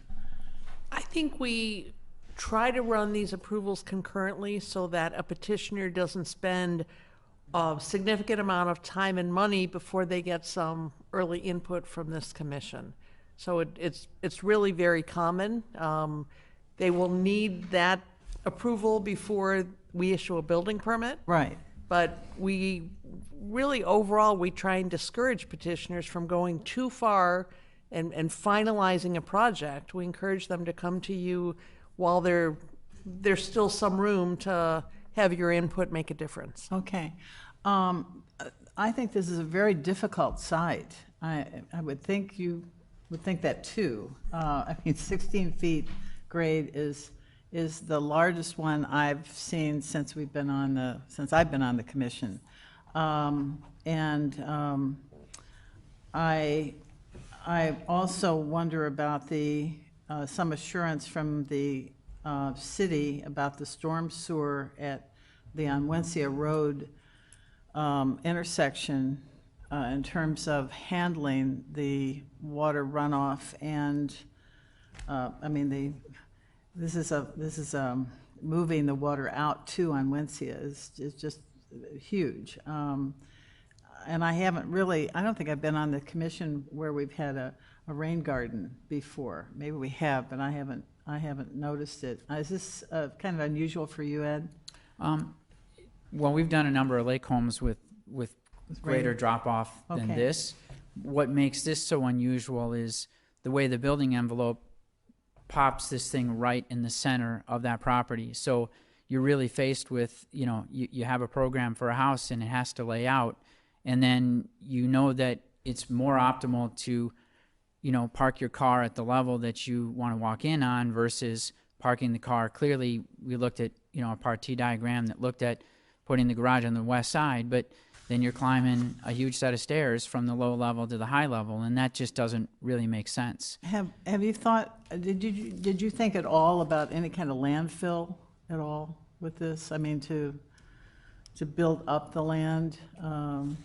Well, I mean, what we try to do is sort of work with the slate that we're given with and remove and add accordingly. And so I think what we've done is try to work with that, you know, high on the east, low on the west, and if you look at what we have as our existing grade and our proposed grade, we're, like I said, we're taking a little here, adding a little here to create these 3 tiers. Okay. And I think with the mixture of course, you know, the hand we were dealt with included the wetlands, and we had to work with that. And I think what Pat has done creatively, in my mind, and Phil would agree, I think, is taking the water that is being created both by rainwater on the site and distributing in a number of different ways. So instead of just, you know, most homes on a flat site, it's all storm, right?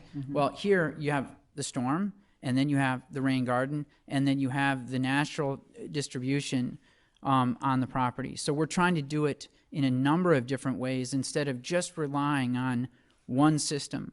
Okay. And so I think, you know, Pat hinted at that, and I just kind of want to highlight that we're not relying on one system. We have multiple ways that we're dealing with the runoff. Okay. All right. I spent quite a bit of the week boning up on Beaux-Arts architecture. And I have some specific questions about, you know, the combining the Beaux-Arts, you know, in this, you know, from 1885 or so to 1930, and then also French eclectic, which I think is what you're doing through the early period of the 1900s.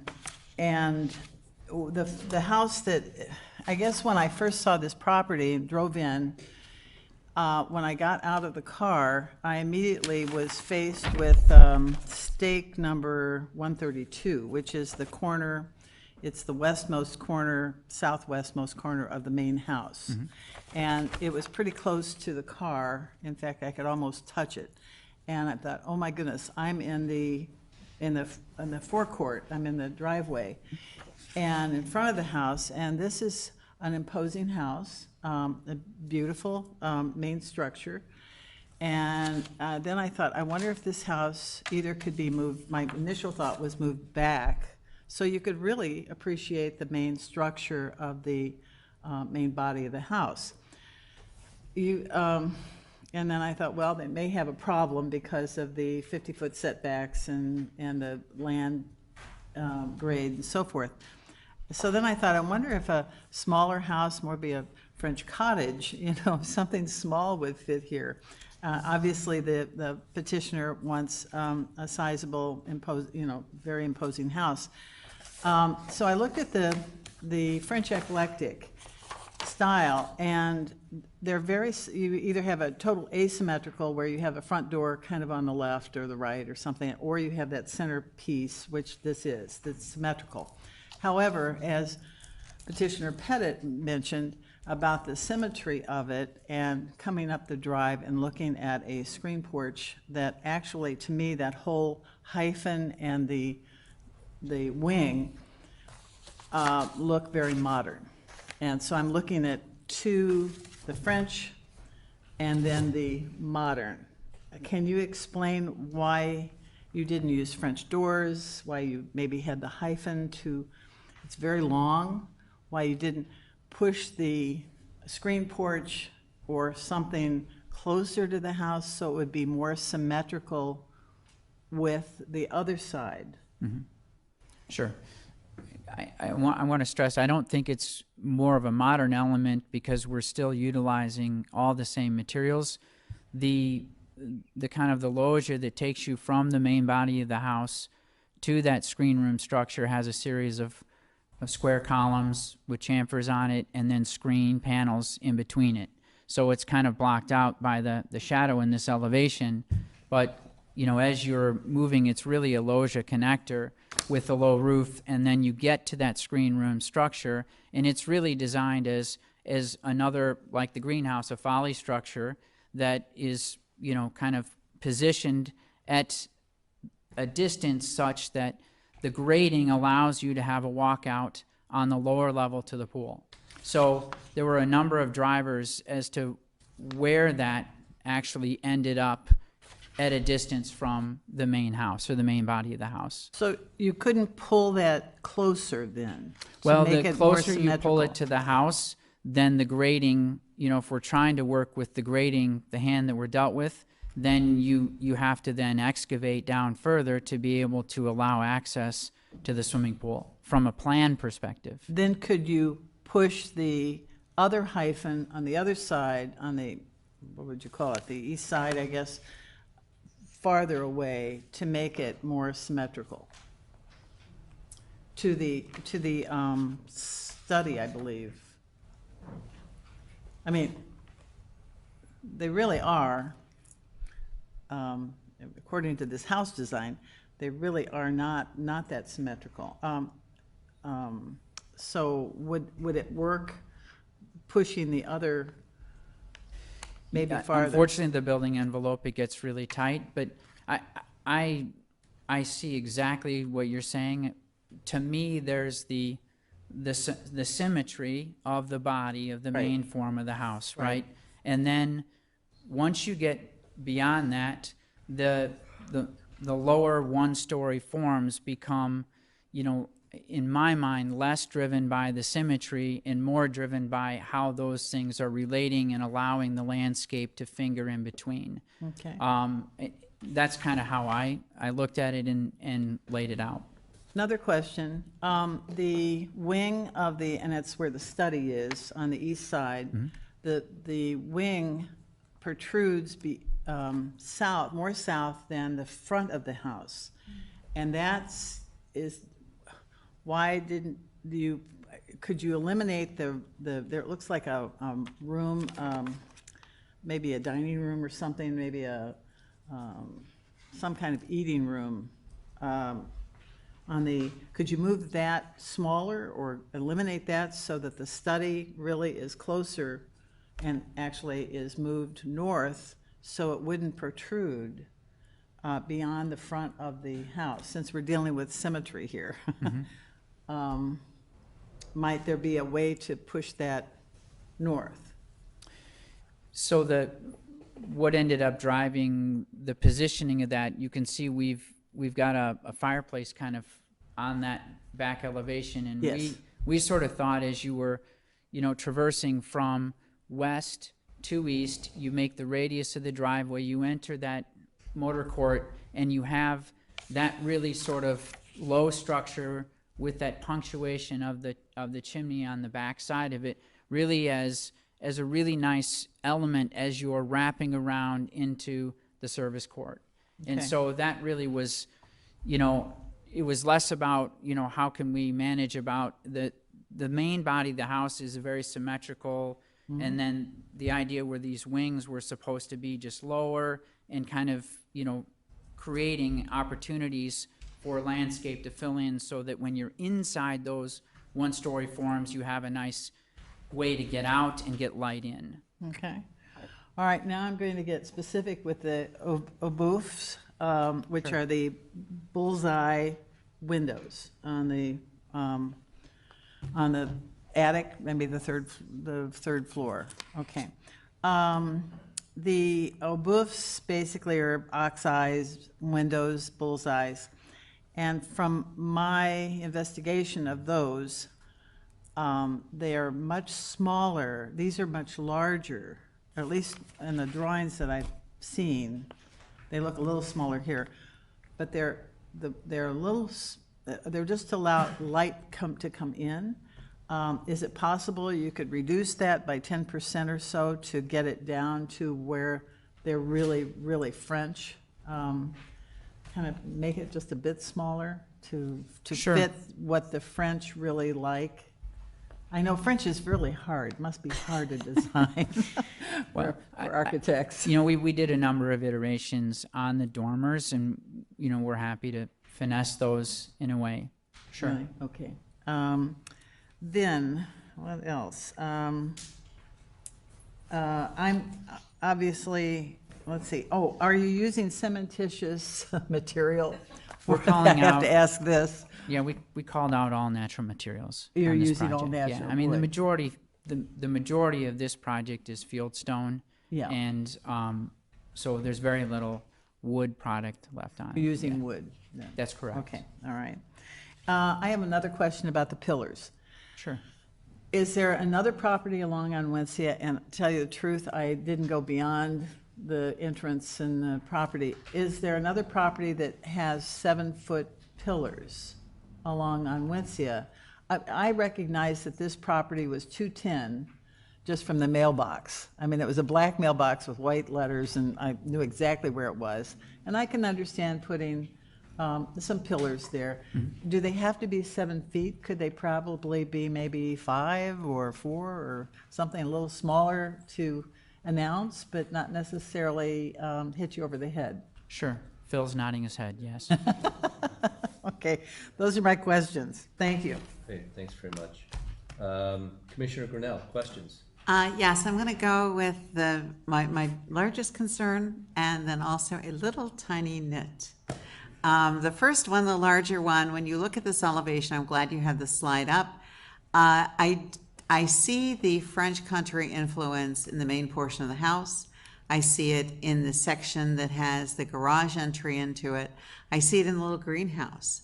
The portion on the left, I know there was a desire to have a little bit of variety there, but to me, there's too much of a disconnect.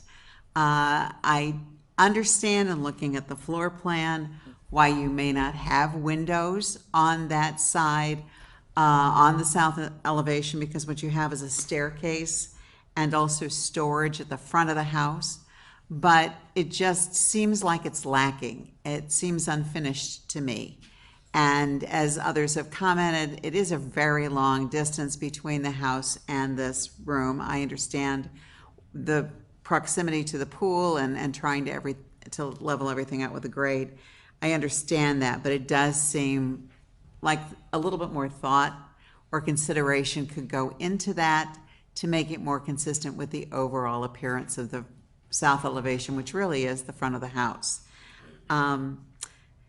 So that would be my point there.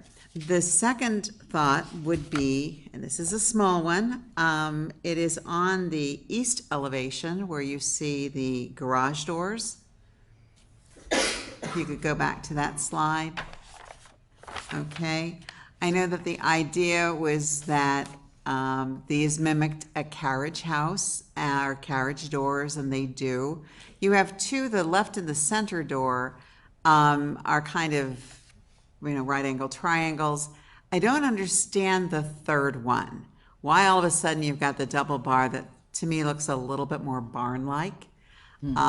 Is it possible, I think it would be very easy, but perhaps there's something that I'm missing, that you could just eliminate the crossbar on that third door so that you have the two inverted,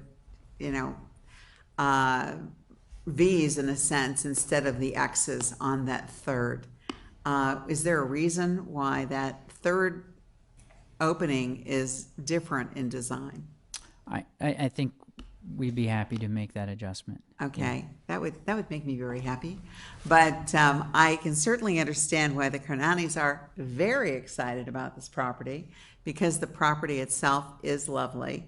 It also, you're passing by one of my favorite homes on Unwencia Road to get to it, the former Polton residence, and it goes back a long time in terms of other iterations. I think the landscaping looks very good. I was initially very concerned about the number of trees that were going to be lost. Having visited the site, I realized that many of those trees are of the scrubby nature, so this will certainly clean things up. I was concerned initially about how this was going to look at the back end of the home adjacent to it on Wednesday, the front of the flag lot. But then I wanted to double check to make sure that whatever was going to be behind the house, actually, which is on Green Bay Road, 30 Green Bay, you're very fortunate that you're looking at a wide expanse of lawn there, or prairie. So as long as that's not subdivided, you've got a heck of a view. So those would be my comments. I also concern myself with the drainage. I'm not an engineer, so I'll let others work that one a little bit more so than me. Okay, thank you. Commissioner Sperry, questions? Sure. Hey, Commissioner Gibson, on the Beaux-Arts, do you normally have a balcony front and center You like can, that? and Okay. also French doors. I'm Great. surprised there are not more French doors on this house. Wonderful. Ed, can you just take us through, you're hearing this over and over again, probably would be helpful. Would you take us through your thinking on the screened room structure? Why was that added? What's the purpose? Sure. The purpose of the structure allows you to move, and I can quickly go to the plan.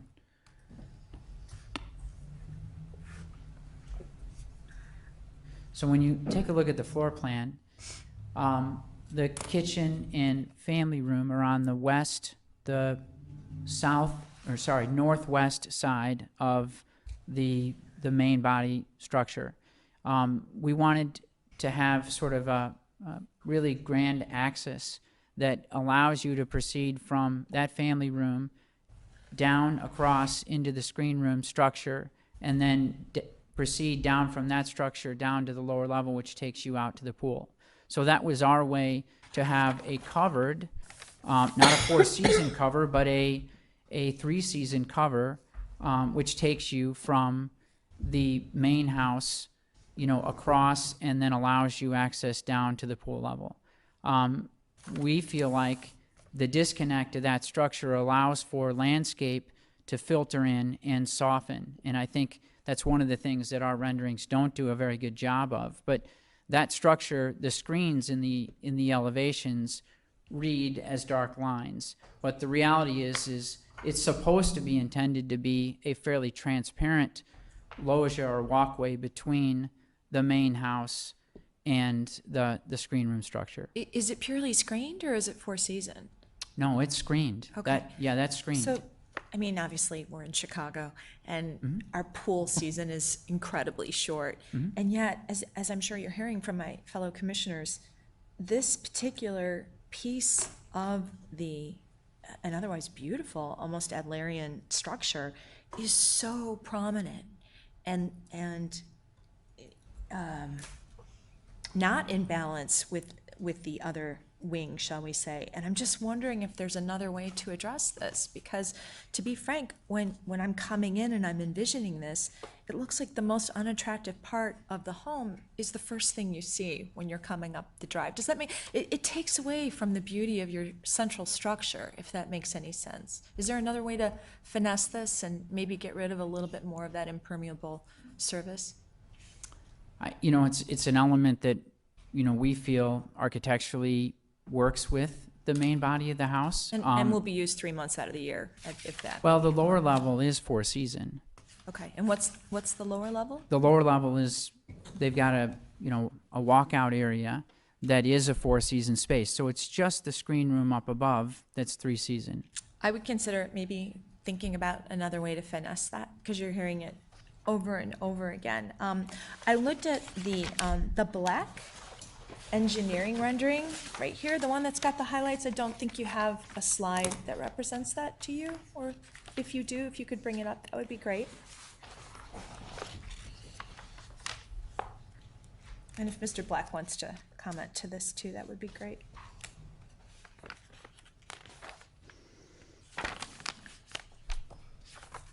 One? Yeah, it shows the wetlands, and it shows the highlighted wetland area. This one? I think that's as close as you're going to get, but it's not identical. It looks like the pool is actually going right over the wetlands in this particular rendering. Is that true? No, no. So what is that square that's? There's a wall inside there. There's Phil, that's lawn or something. It's landscaped inside that wall. It's a wall. Oh, It's- good. There's a wall there. Okay, great. Thank you. I misunderstood. I thought that was part of the pool. Thanks for clarifying that. So there is no impermeable surface over the wetlands. Okay. The rectangle in the middle there is the pool. Okay, great. itself. The other thing I noticed is when I went and looked at the site, and wow, it's difficult. There's an incredible grade there. I thought it was 16 feet from top to bottom. It looks like it's right on top, the front motor court of the structure immediately in front of it. Again, I echo, and this is for Ed, I'm not sure where, oh, there you are. I echo Commissioner Gibson. Is there a way to maybe reorient this a little bit? Because it's going to be quite tall and imposing. Again, with the setbacks that we were given, it's There- the optimal, location. And can you tell us what a rain garden is? I'm not familiar with that.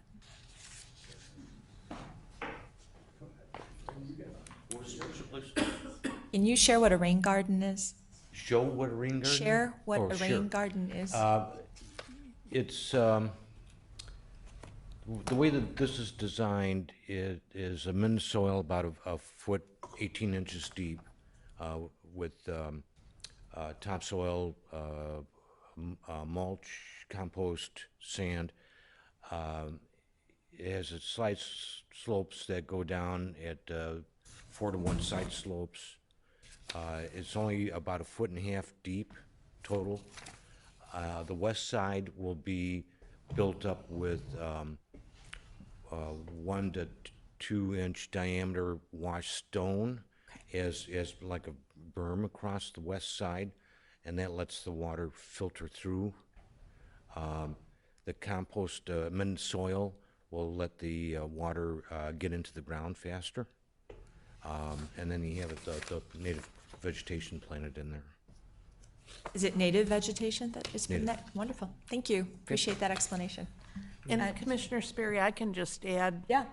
in a in a layperson's description, it's really a technique that the city is encouraging to retain water on the site, to put less water directly into our storm system. So it really is something that we want to see happen more and more. We see it often on commercial properties, institutional properties, but it is good to see it on residential properties, particularly in this situation. Thank you. I don't have any additional questions. I'll have comments later. So we will open it up to the public if anyone wants to speak to us. Yes, please. Mr. Miller.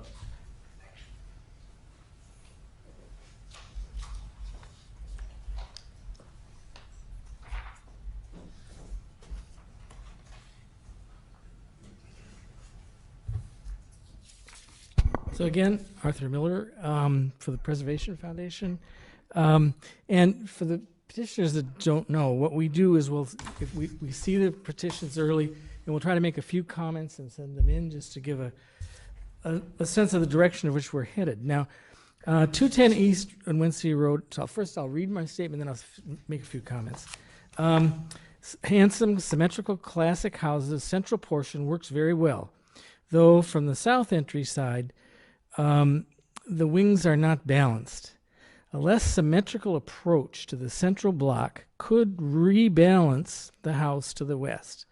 And we recommend considering redesigning this, reworking this to rebalance it, and have a couple, I hope, constructive suggestions.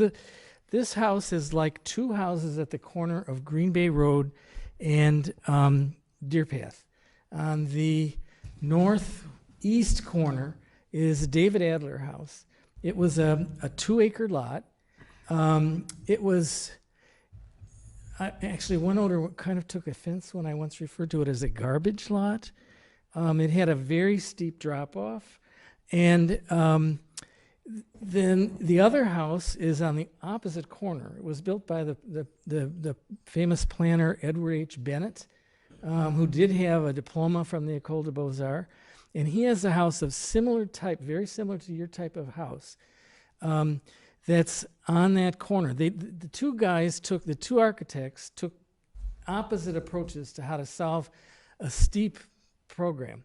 Neither took really what I would have considered to be the natural approach, would be to have since it's a picturesque site, to have a picturesque solution to the problem, come up with an irregular house in some way that didn't have to worry about balance and things. The one that Adler did he played around with the soil and made it so that you have no sense that you're where you are. It's actually disorienting almost on its busy corner. It's got walls, gray walls around it on the Green Bay Road side and on the Deer Path side. Behind it, then the entry is on the north side, which is the only good side. There was a noisy school on the east side, noisy little urchins. And so the only good side was the south side.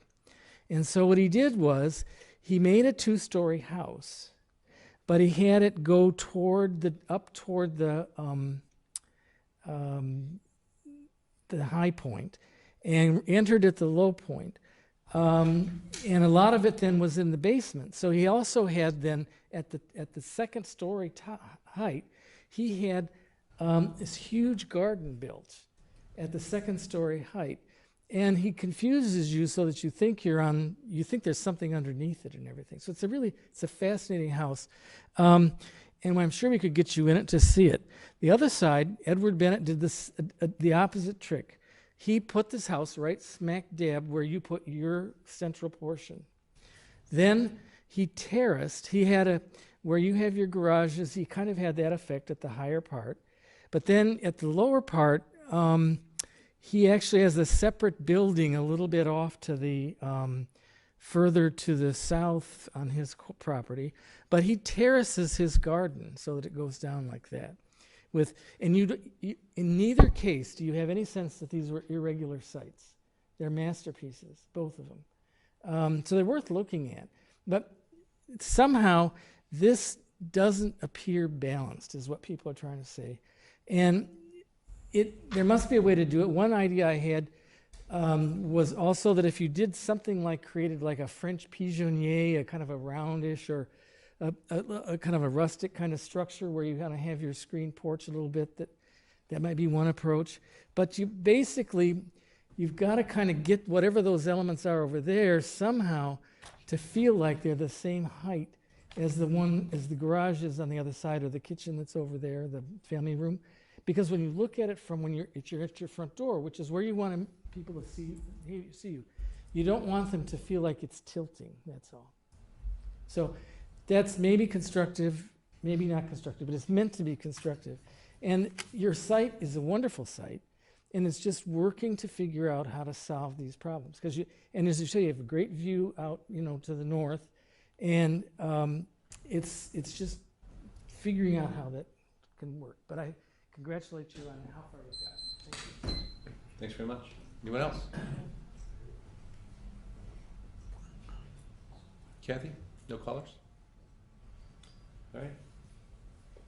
Come back to us. Why don't you start us off, Jan? Okay. Oh my. I'm excited about the property, excited about the house. Art talked about the difference between Bagatelle and also the Clow House. I'm excited about the property, excited about the house. Art talked about... I'm saying it twice. I'm alive, right? I think it would be good to go back to actually take a tour of both of those houses, the Clow and the Bagatelle, as Art suggested. It needs to be refined a bit more.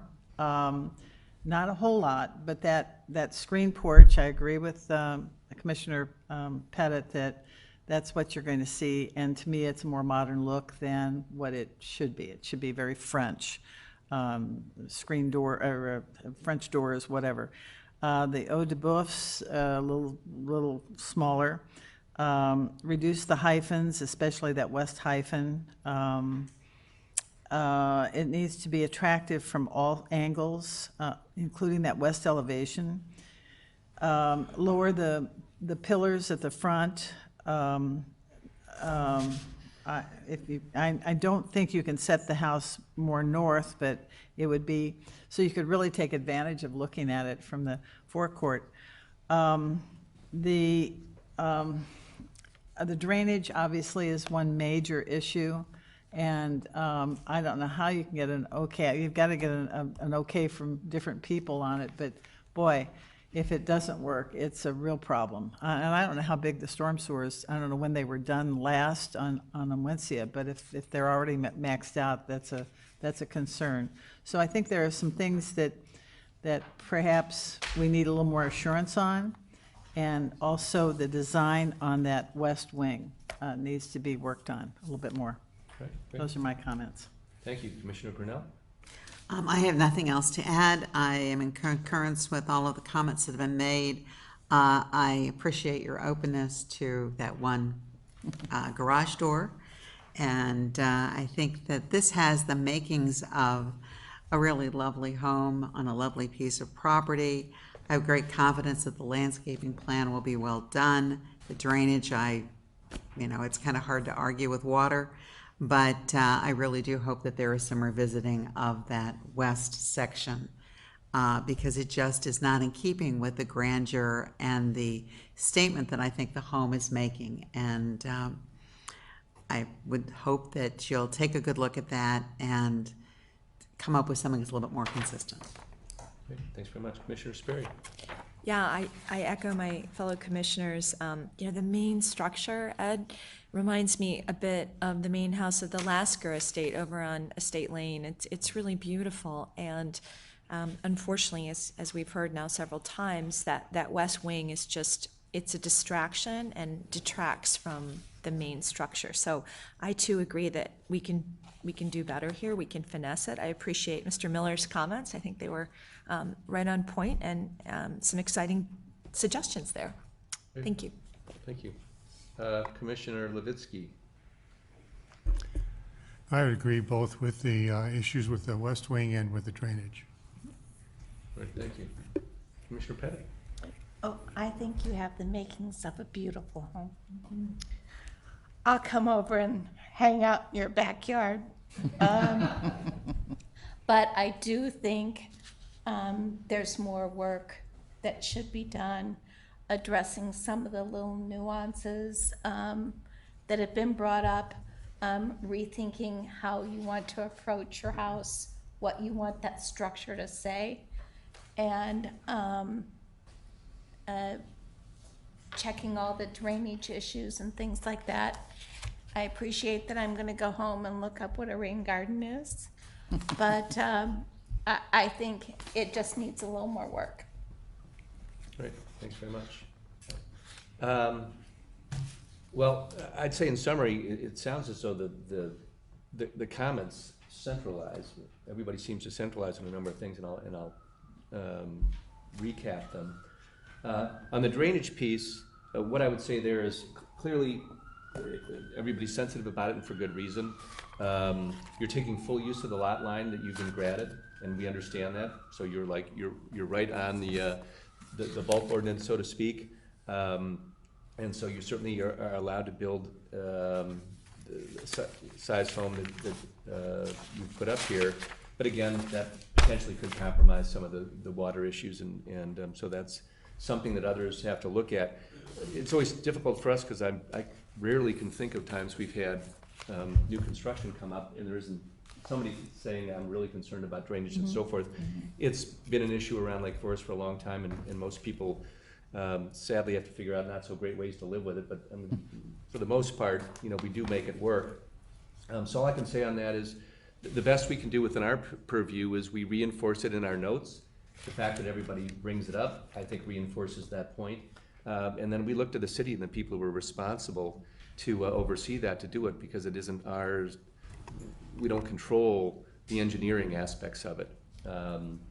So all I would say there in summary is we are reinforcing how important that is in this particular case, and to the degree that there are other mitigating, ways that you can mitigate it further, we would certainly encourage you to do that. A lot of the other comments were, I'd call them, they're more nuanced in nature, and you seem to be very receptive to those in terms of the dormers and some others. That being said, it sounds as though people have the greatest concern about that one wing. And I'm not sure where everybody's netting out in terms of whether or not that's something that we want to see come back with some different iterations, or we just want to provide some suggestions, and a number have been out there that you can work with city staff, and I'll leave that up to the my fellow commissioners as a motion comes up. Thoughts that I would throw out is that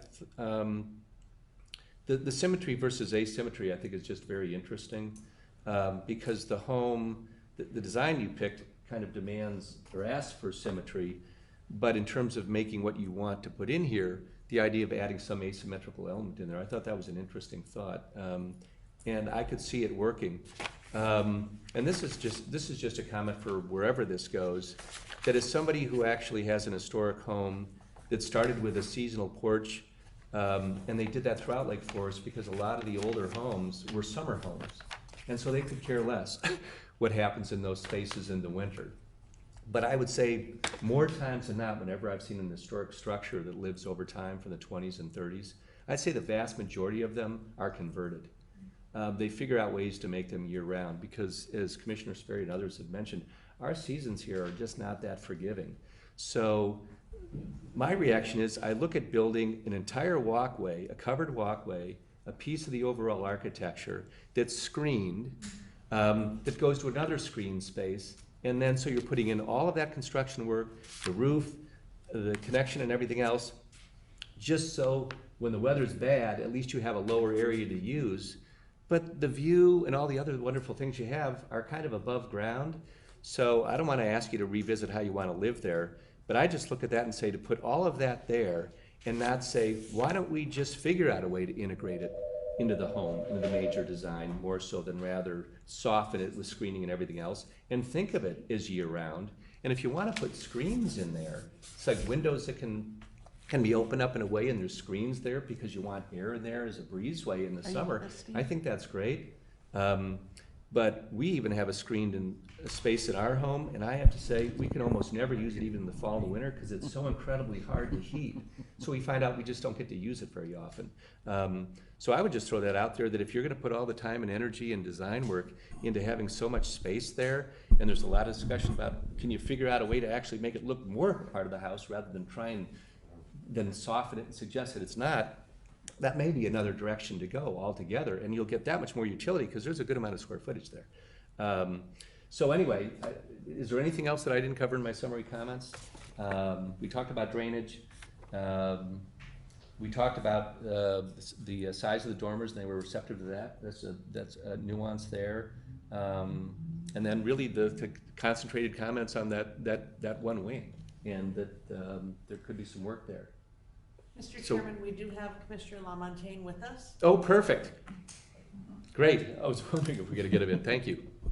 Commissioner LaMontagne, do you have any wrap-up comments? My apologies, Commissioner LaMontagne. No worries, no worries.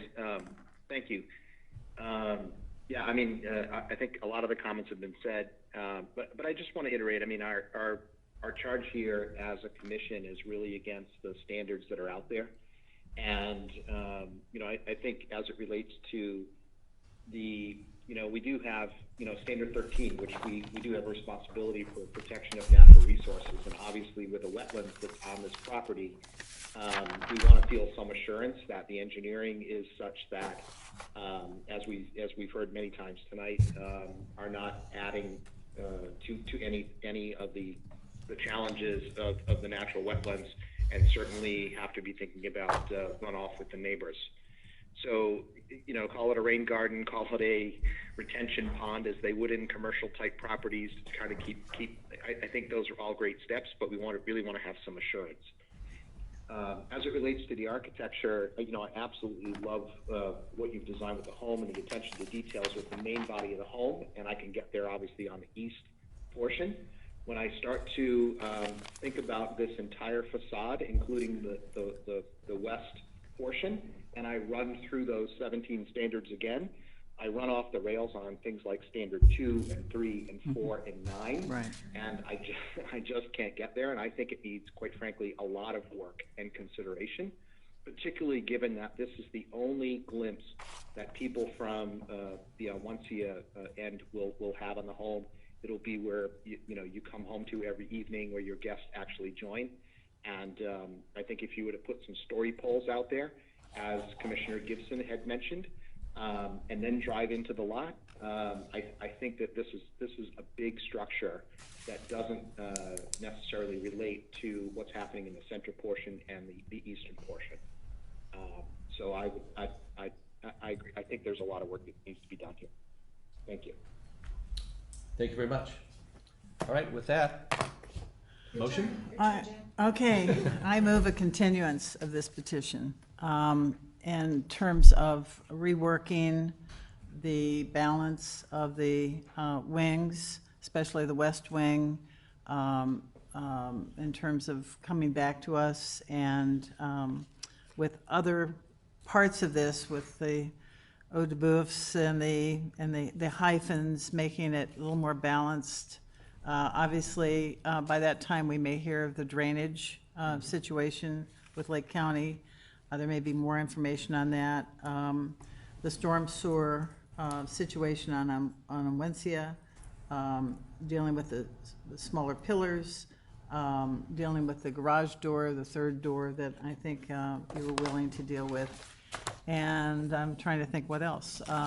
So that said, a continuance of the petition to return to us. Have I missed anything? Also dealing with standards 2 and 3. Well, and also just the addition of the other points made by And the other points staff made on by staff. pages 5, Oh, yeah. right, the other points made by staff. I'll second. All right. Should we go around? Aye. Aye. Aye. Yes. Aye. Mr. Commissioner Lamontagne? Commissioner LaMontagne, are you in support of that motion? Aye. Thank you. I'm also in support of the motion. So, all right. We look forward to seeing you back. Appreciate it. All right. I know the next petitioner would love to get started right away, but I think we had agreed earlier that when evenings go longer, we'll take a break in between the two, if that's all right with everybody. Thank you. Yep, so we'll just take a quick recess and we'll start right up. Okay, thank you.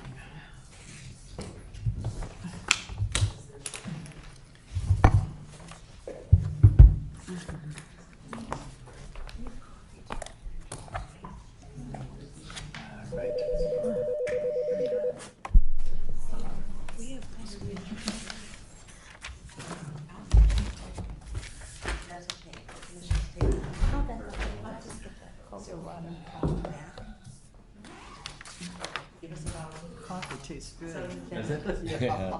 I'm afraid if I do it, I'll be taking more breaks though. That's right.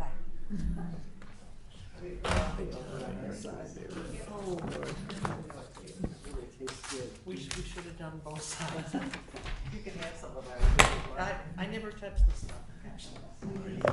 How are you? Good, how are you? Good. We're gonna bring Steve back in. I told him he's taking a break. Okay, okay, yeah, I apologize. It's tricky.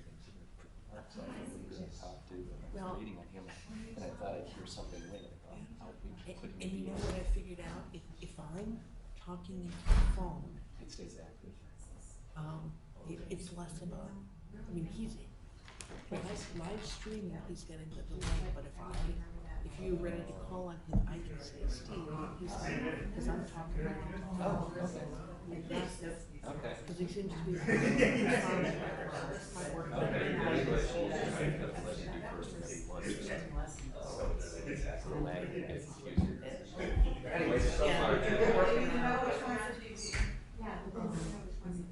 Hey, Peter, can you flip the light on out there, please? On the right side? It's not useful. Outside? Who decided? There you go.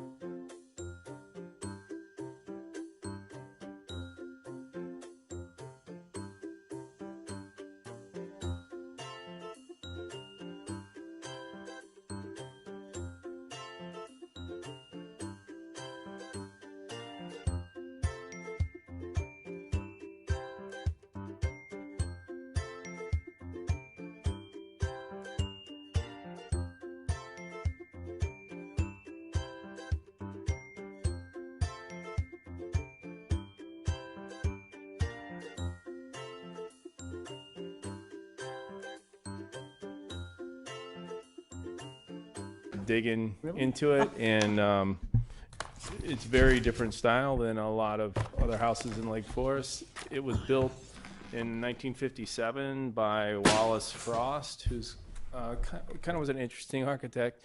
He was actually, he died in '62, so this is pretty close to being one of his last houses. He got convinced to come to work in Detroit. He worked for Albert Kahn. I don't know if anybody knows Albert Kahn, but Albert Kahn was an industrialist architect, pretty well known, designed factories for the automotive industry to get fresh light and air in for factory workers, and did a lot of sort of interesting things in structuralism. He then, in the 20s and 30s, designed a lot of classical houses just in the Detroit area and sort of in the Midwest. Then he fell in love with California, moved to California, did some stuff out there, and then in the last couple years of his life, changed and did like these wacky modern houses. So there's a house in Detroit that still has some of the, you know, I couldn't, when you look at the house, you swear that the garage was added on and the porch was added on and stuff. It wasn't. That's what he did. And I looked, there's a house in Detroit that's still standing, has some of the exact same features. So what we wanted to do, it's pretty well built. I mean, it has concrete floors for the structure on the first floor, tall ceilings. You know, the window configurations are kind of interesting.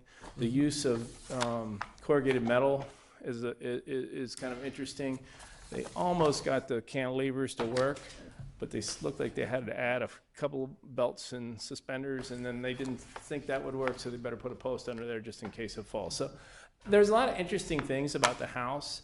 As you know, we did a house for Todd that he lives in now, which is open floor plan and sort of modern ideas and all that. And so we learned a lot about that and how those houses live, and we really think that this has a real opportunity to be sort of revitalized and using the same principle of ideas with it as originally was designed. So, you know, it's really simplistic in terms of its detailing compared to, you know, other sort of more historic type projects. And so I guess, as I was mentioned, we're, you know, as we are definitely doing more modern type projects than we have in the past, and I think it's refreshing to me to do these kinds of different kind of architecture. So this is just a site plan. We do have to take a few trees out. There's a couple of trees there in the west corner, which we stayed away from. And there's 50, 52, there's a couple of nice trees in there. 33 is in the middle of the thing. We can't really do anything about that. In the site plan, we're taking off what was a continual into the other neighbor and really making the garage wrap around. This is just the overall site plan. So what we thought we'd do is really take off the wings, which were not very appealing and look like additions, and work with the existing shapes and mold them for the additional spaces that we wanted to add. So, you know, the demo of the garage and the original screen and porch, which was then enclosed, and then there's a greenhouse and a shed and a pool that was kind of thrown out in the middle of the yard was a liner pool in not very good shape. So then we added back basically a wing to the north on this thing, and then added a little bit on the master bedroom wing to really accommodate a little bit more space inside the house. It's a big lot. We're well underneath the bulk and all that. And we really started with the roof plan and how does this work. And so it had this big hipped roof in the center, and we used that as still the main element for it. We added a taller roof, which we needed to get some additional space in the 2 stories, space over the garage, and then a family room wing. So we've added that piece to tie into the existing. It had this flat roof piece that cantilevered over the entry, over the master, and then wrapped around and came across the back. And so we used that as an element that wraps around the house as this sort of cantilevered piece. The one thing is we wanted to do was have these cantilevers act as an entry canopy, and then also act as a covering for shading over the pool and the veranda that look out west. So it's really a nice way to sort of tie this thing around piece. So I thought these were actually kind of interesting because the dark colors of the pieces that we're taking away, which are sort of these funny shapes. That's the sunroom that got enclosed, the old porch, and then the sheds. And then in the medium gray is where we're adding. So I thought these were kind of interesting. This is just another thing. You can see the piece to the garage piece that kind of slopes down, and we're taking off, and then the piece in back that we're adding. And then in the front elevation, again, the garage piece, and then we're adding the piece to the right. I will note they have these couple of funny windows in the front, which has some ornamentation on it, and you'd think, that was something somebody added over time, but nope, that was really the original. There are limestone surrounds around that, and so we kind of wanted to honor that and think about that in the new structure and put that through some organization for that. The front door entry scheme and the dormer that doesn't quite line up over the front door, all kind of quaint kind of things that were originally there. And I think we just thought we would retain that. I think when you see it in perspective, you don't really get this idea that it's not lined up and all those things are perfect. But I think the windows and the doors of that original, we're going to replace all the windows and doors, but the proportions and the scale that we use really is our fenestrations. These are just the sections which show us how we're adding the garage is stepped down a little bit, and then the second floor's up. The original second floor here is actually up higher, and this second floor is a mid-level, so we're able to actually pull this down. So the ceiling space here, and so all to pull that down, really to get the thing down underneath the roof shape. Let's see. So the elevations themselves, this is the rear of the south elevation, have these big openings. We are planning on them having basically nanotype walls or that slide to open, and so that the outside-inside relationship is very strong. The other, we have this, there's a bowed window in the dining room currently, which really just we could not get to work in the new plan because we really felt strong that you should walk through the front door and look down through the center axis of the house, look through the windows, see down through the center of the pool, and all that line up. So it really is, all needs to be, it's all rotted out and everything's got to be redone. So we really felt like that was really, didn't have any relationship to anything, so we took that out. We are mimicking the corrugated metal above the heads. But we're going to put back a vertical wood siding as opposed to corrugated metal, so it'll have still the vertical lines and match the other. This is the north or west elevation. We mimicked the dormer above the garage and had that pull down through, just because we thought the scale of this would be better by tying those two together. Because we wanted the window heads, because that floor level is actually lower in there, and so that the window heads want to be down. So we thought that had a nice appearance for that.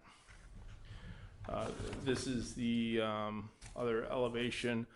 We added some dormers over the family room area to get light into that family room kitchen space, and then you see these big doors which will have the divided lights, which will accordion open, so that again you have this outside-inside space, which is really pretty enjoyable with that large overhang of that roof. The idea is that dark band fascia continues, so this line of the roof is picked up on the addition, and that continues all the way around. So that's been sort of our governing piece that makes the whole thing tie together. We're planning on not using gutters on this house like we did in Todd's house, which has actually worked out pretty well. And we just have to be careful about the drainage on that, and we put gravel down at the base of that so that it catches water. It's probably, from an environmental standpoint, puts water back into the ground quicker than it is. So that's what our plans are for the fascia soffit. This is the front door entrance piece, and so we've really kept this overhang, continued, lengthened this out. And in these windows, these 3 windows, we thought we'd do a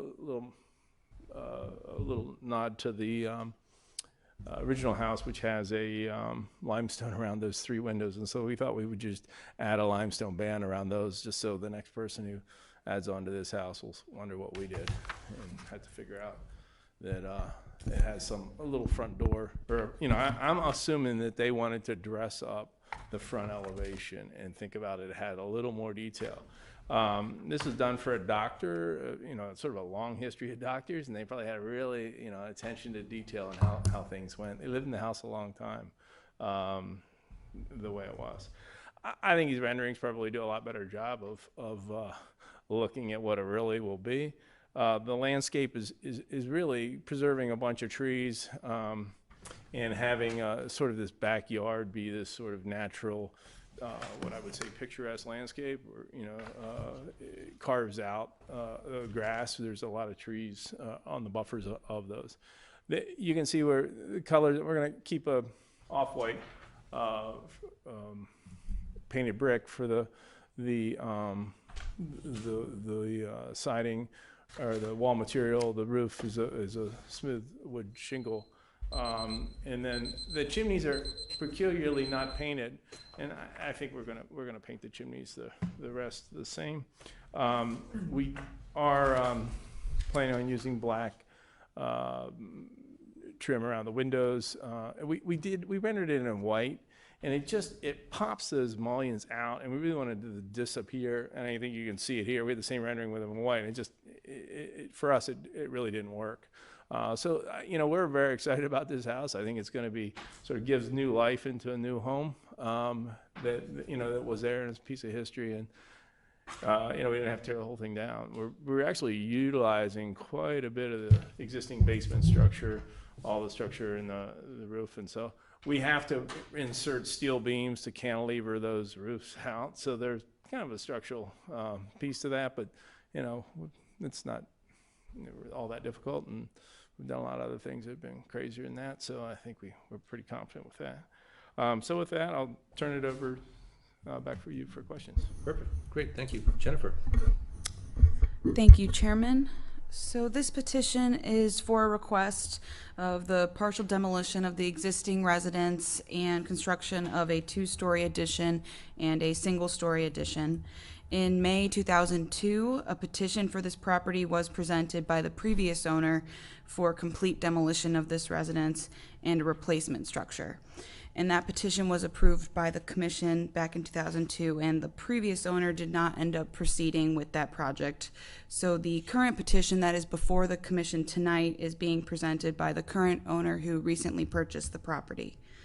The portions of the existing residence proposed for demolition make up 33% of the existing house, and based on staff's review, the proposed demolition satisfies the demolition criteria, and findings in support of the partial demolition are further outlined in the staff report.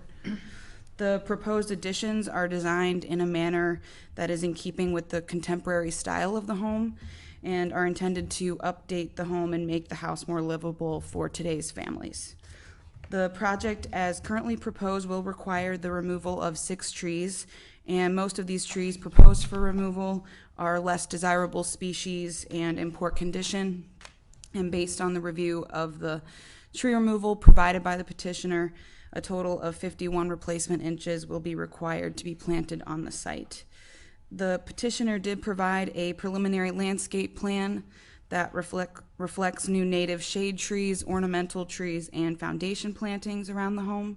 And based on review of the preliminary plan, the required replacement inches is not yet satisfied, but as the plan is further developed, additional plantings will need to be incorporated as part of the final landscape plan. Overall, staff finds that the petition meets the commission's standards, and there are findings in support of the petition and a recommendation for approval in the staff report. Thank you. Great. Thank you, Jennifer. All right, questions. Since I kind of tripped over them last time, we'll start with Commissioner LaMontagne for questions. Commissioner LaMontagne, do you have any questions?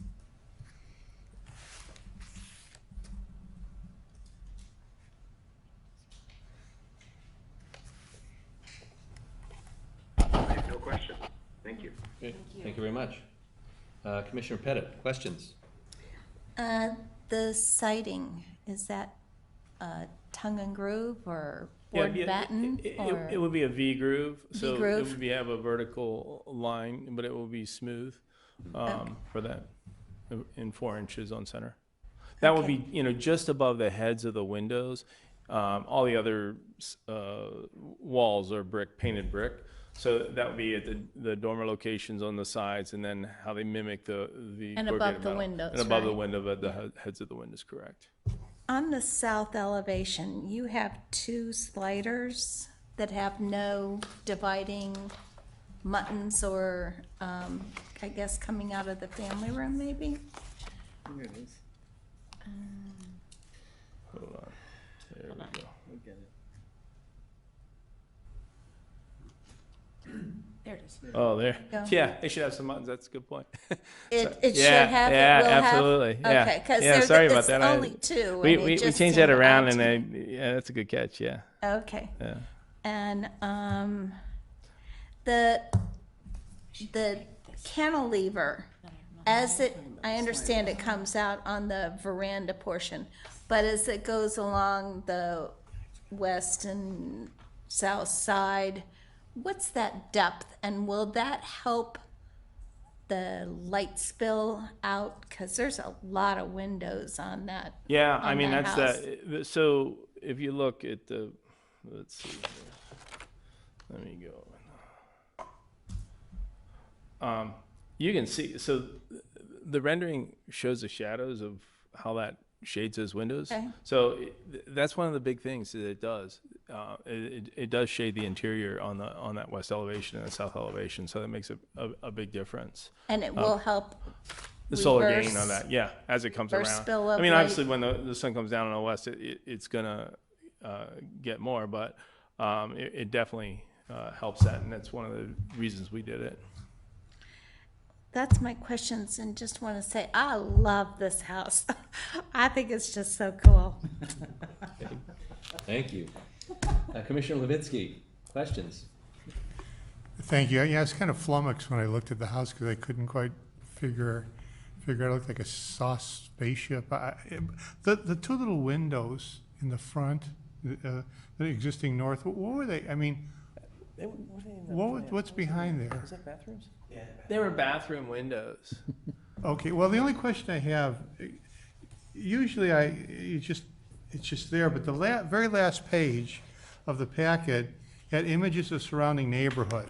And I wondered why you put that in. Was it to show that as the house grew, it became more like similar in size to other houses, or that there was a variety of the neighborhood and it added to? It is just as part of the information in the packet that you're supposed to have. I mean, I think part of that is that, this guy who built this house obviously wanted a different house. I mean, so the west side was a place to do it. You had a lot of land, and you could go and build whatever you want out there. So, I mean, I think it's interesting that, over time there have been houses that have been placed out here that are really different. And, I think the contextualism is that it's different, and this is a good place to be different to do it. And I think, it's interesting how popular this style has been with new people coming to our town and existing people who are sort of tired of the traditional big house and want more open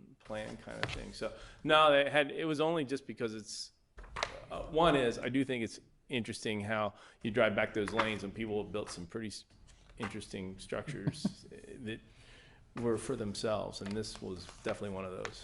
Thank you. That's all. Thanks very much. Commissioner Sperry, questions? Yeah, sure.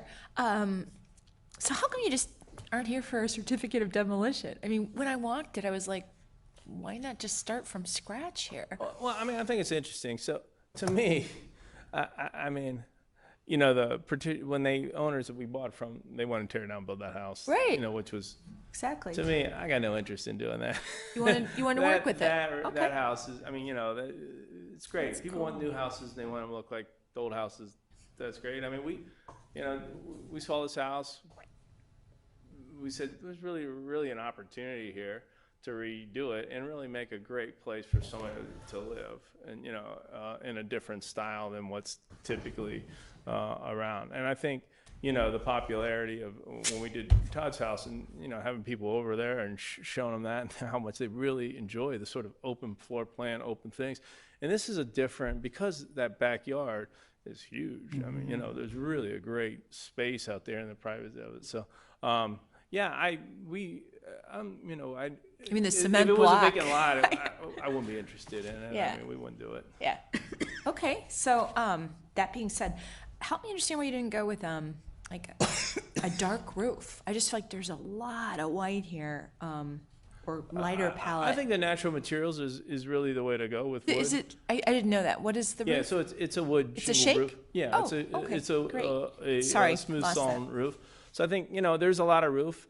The other question probably was why didn't you have a dormer over top of the garage? Right, exactly. And I think we looked at that from a functional standpoint. We didn't need that because we got our bedrooms facing out the other way. The other is that the idea is that to make it really like low and let the center one be the center one, than having sort of this quirky one that really had no function. So I think the idea, it really does look like a one-story house from here. So that part of it is really good.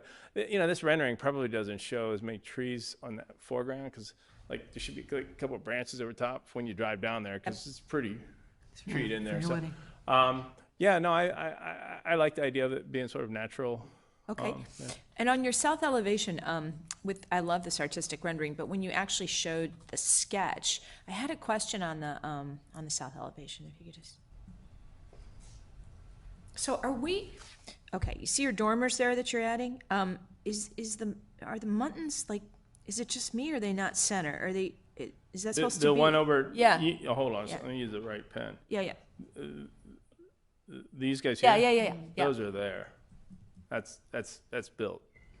Oh, you're just using what's there. So That's it's just, yeah. okay, great. Yeah, Okay, thank you. I know it doesn't line up. It doesn't line up. You know what I'm saying? No, Okay. I know. Right. One of the things is that to make this thing, we try to use all this. We try to keep this space with all these bedrooms all exactly the same. We don't change the bathrooms around. They're sort of good enough.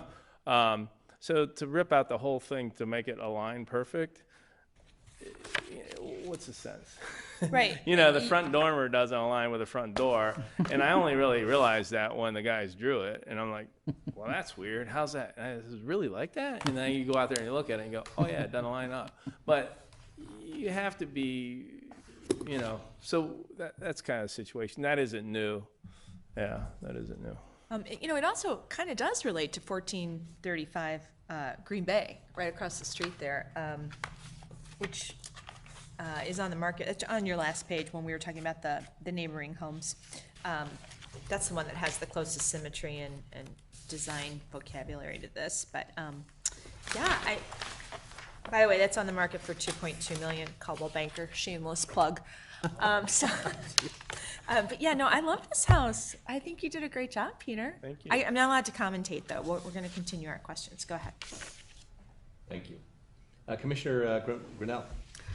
Well, I was also going to ask the question, why did you decide not to turn it down or tear it down?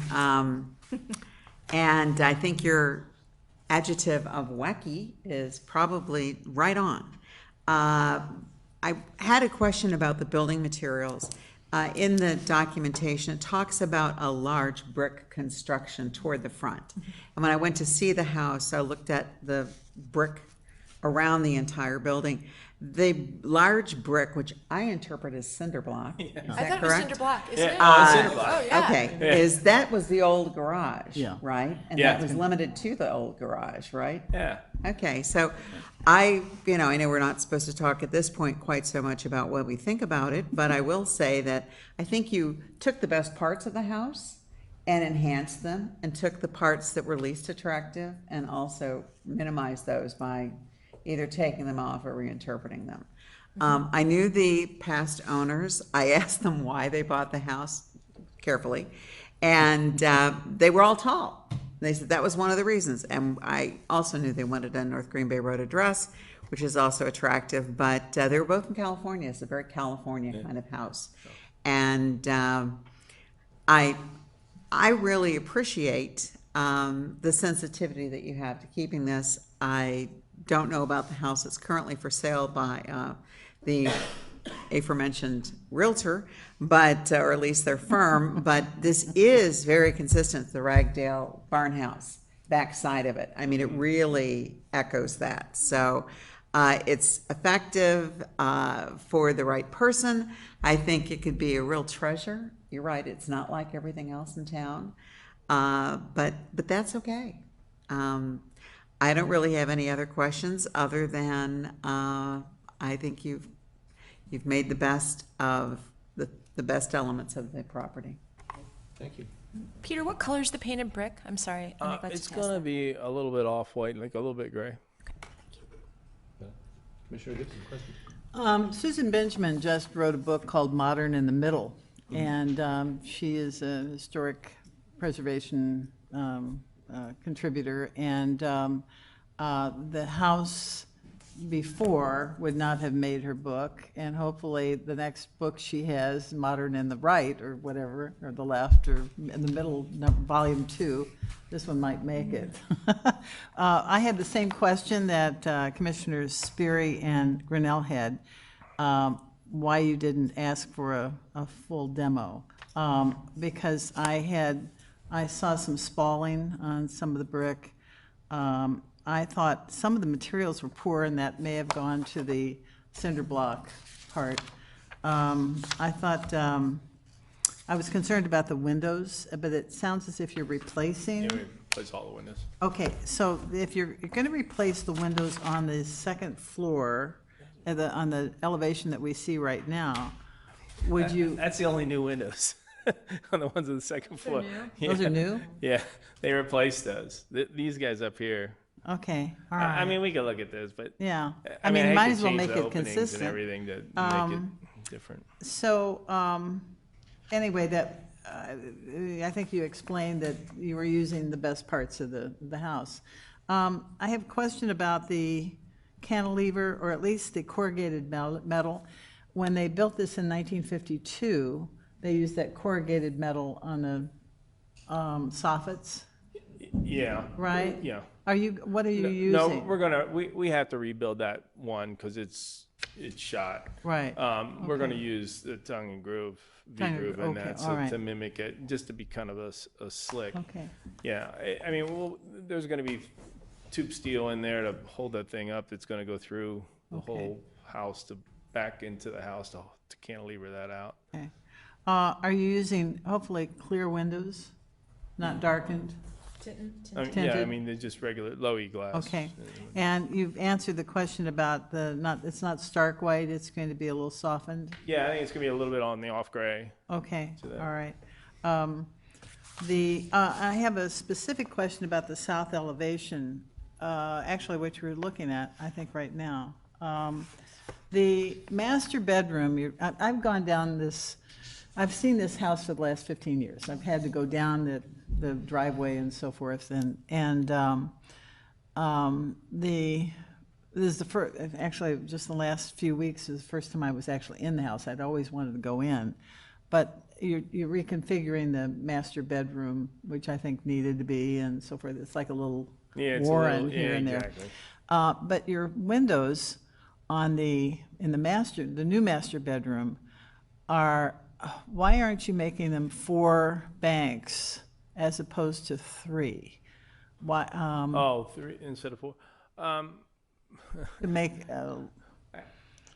Actually, because of the size of the room, I think is what we were thinking. It seems really a nice big room. Yeah, I don't. Let's see. I mean, I'm on not the sure. bed, I Let was me see talking what about the the master plan bedroom. is. Hold on. It's smaller. Scale. Let me go through this. There we go. 4 wouldn't fit in our master bedroom. We aren't, so you can see all the other windows where we have accordion, nano type accordion doors that open up. In that one, we just have a slider that opens up as opposed to accordion door. Okay. And it's basically because not many people want to open up their master bedroom Right. an accordion way. Right. So, you know, it's set back from the other elevation. I think the relationship is probably not, in the landscape plan, you can see there's like a little garden that's kind of developed out there off of that for them to look at. It gives us some privacy off the pool and that sort of thing too. Okay. So, yeah. And the last question, because I had gone down that driveway so many times, that is a low area. I mean, I had never really seen the other side of it where the pool was, which is magnificent. I mean, what a gorgeous piece of property, and it makes sense to bring the pool closer, you know, what you're doing. But on the east side of that house, or the north side, I should say, there is so much standing water. I mean, a tremendous amount. And at one point, I tromped through water all the way up to the steps of the front door. And when you look at it from the steps, you think, okay, it's draining, but it wasn't. And now I'm noticing the neighbor on Green Bay Road is building, it looks like a fence, which is kind of sad, because it really encloses. Enclosing that. But I wonder about the drainage on this. You know, that's something we'll look at. I mean, it's pretty easy for us to solve because we have so much property. Yeah. So that thing really rises up from the like your east side to the west side. So I mean, it'd be easy for us to put a pipe that go there and go all the way down into the south, or I guess it's west down. Yeah. To, you know, to do that. I haven't. I was. You know, we bought it 10 days ago. We haven't been there, so. Well, I was surprised. I was surprised because of every year I'd go there, there would be standing water. In the basement, there really isn't. But there was a lot of mold and mildew on that first floor in the second living room when I was there, and it looks like you cleaned it up. I mean, somebody cleaned it up. It was in pretty bad shape, and there's a lot of wood rot around the front door. And I thought, wow, okay. Yeah, well, we take a look at that. And see. Yeah, I think that's something that you might want to look at, because I've always thought of that area as being, for some reason, very low. It's high though on that. When you go into the back and the floor level, it seems whatever, high. it really sets up. It's really a gully that goes into that drive and that comes down through there. So, you know, it's a good point. I mean, I think we'll would definitely. look. Okay, that's it. Okay, thank you. Just a really quick question. On the page you have existing and proposed north elevation overlay. Mm-hmm. South elevation. North, hold on. The front door, basically. Yeah, that one. Maybe it's just a CAD rendering, but it looks as though there's actual striping in the brick. In other words, there's a lower level that looks like it's about 8 brick high. And then there's another section that's about 8 bricks high. And so there's actually on here, you can see a little different. You mean on our rendering? Yeah. No, and I'm assuming that's just a patterning. In the real life, boy, I didn't see it. Yeah. It doesn't have anything. Right. Other than the But all I would concrete block say is, you can see on the it's garage. showing in the comment thing that when you have a structure like this, between the age and the styling, it's actually an interesting thing to think about. In terms of your painting, because you can actually, when you have these long running lines, you can actually, and it can be this smallest nuance, but it's almost like you're creating shadowing. And I'm stealing from some, Art Deco tricks that are out there for streamlined work. And we do a lot of color. But I'm just saying it's something you might want to consider, because it actually, because of you're trying to retain some original elements, and that's something that they would have done back then. Would have thought about. Yeah, he had that really funny the holes in the side by the garage. I don't know if you saw that. I was like, well, first off, the garage made out of concrete block. You'd say, okay, well, some guys had their mason buddy come over and make the garage, right? Well, guess what? That house in Michigan has the same concrete block, same garage, facing the street, just the same way. And he's got these holes for ventilation in the same way. I was surprised because the brickwork is really straightforward. And, I think we would, I'm a big fan of copying Rolocks in that, because of old historic ways of doing things, how you tie masonry walls together and those create details and all that. But I think in this sort of modernist kind of way, we should just match the existing and we'll be tying into the existing. Got it. So I have no more questions. So we open it up for anyone who wants to address the commission. Nothing on the phone. Yes? Mr. Miller.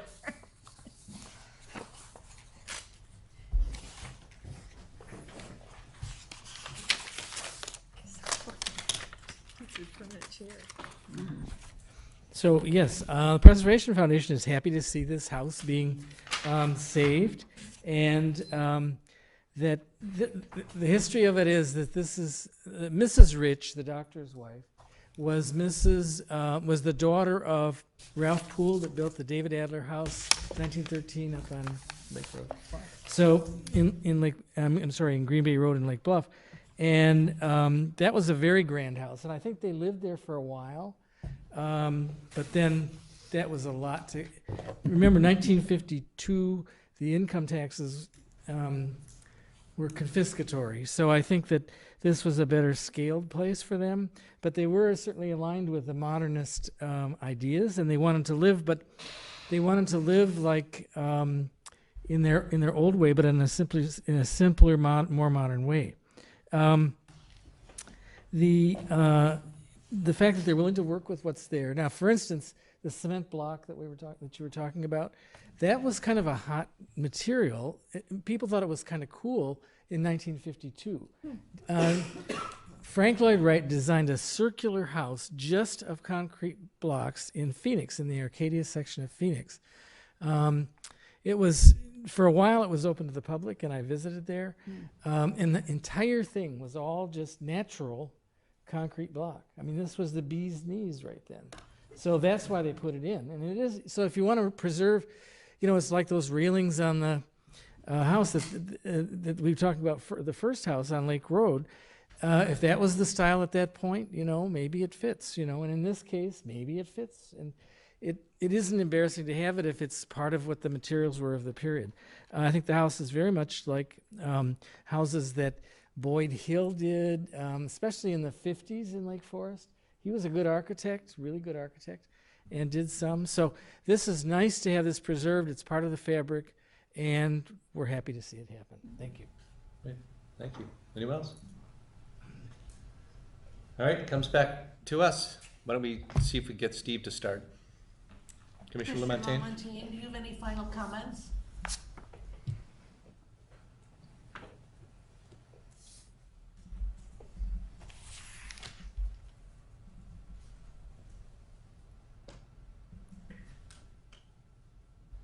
Yeah, I think it's been said well.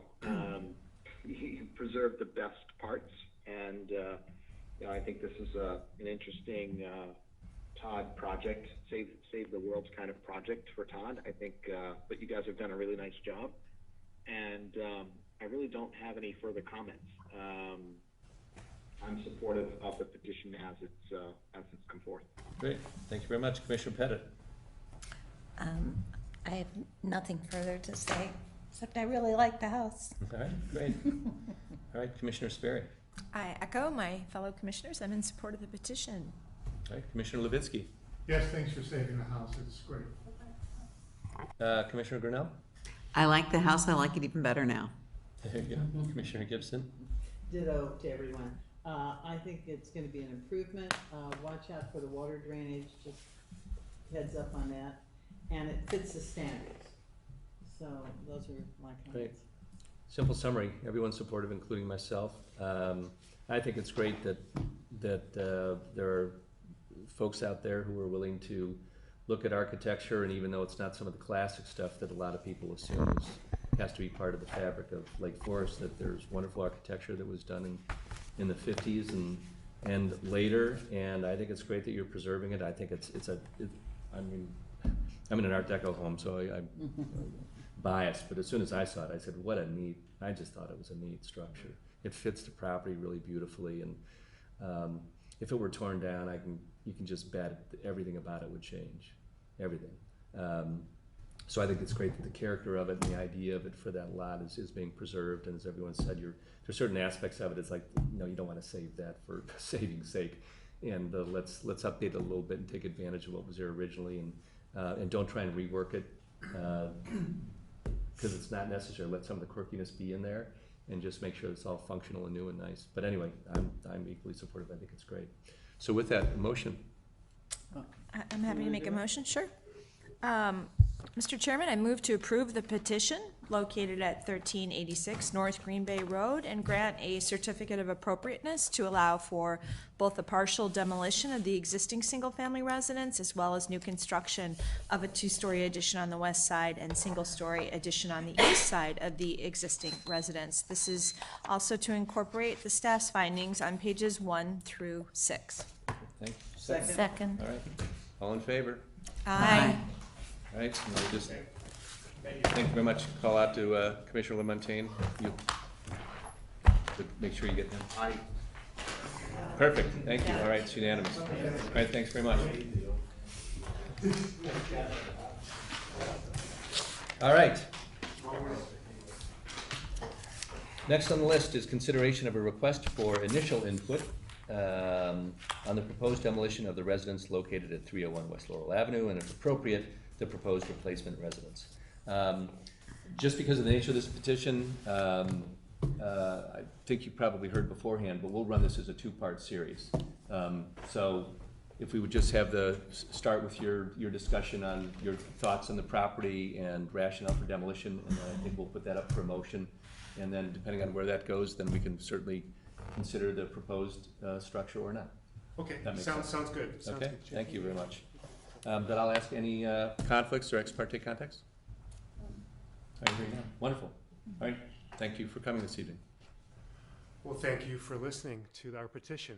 I'm John Krasnodebski. Yes. I'm the architect for this project. I'm here on behalf of the Just Waldo family, and they bought this house last year. And so we are requesting a demolition of this home, or approval of a demolition or denial of the demolition. So I'm going to take you through the house and the neighborhood, and real quick on what the replacement structure looks like, because it's the 5th criteria of the demolition. You have to have a replacement house shown. So I want to show you that, since we spent a lot of time on it as well. So let's scroll down. You can use the arrows, John, on the keyboard. Okay. We'll start with the last. That will be good.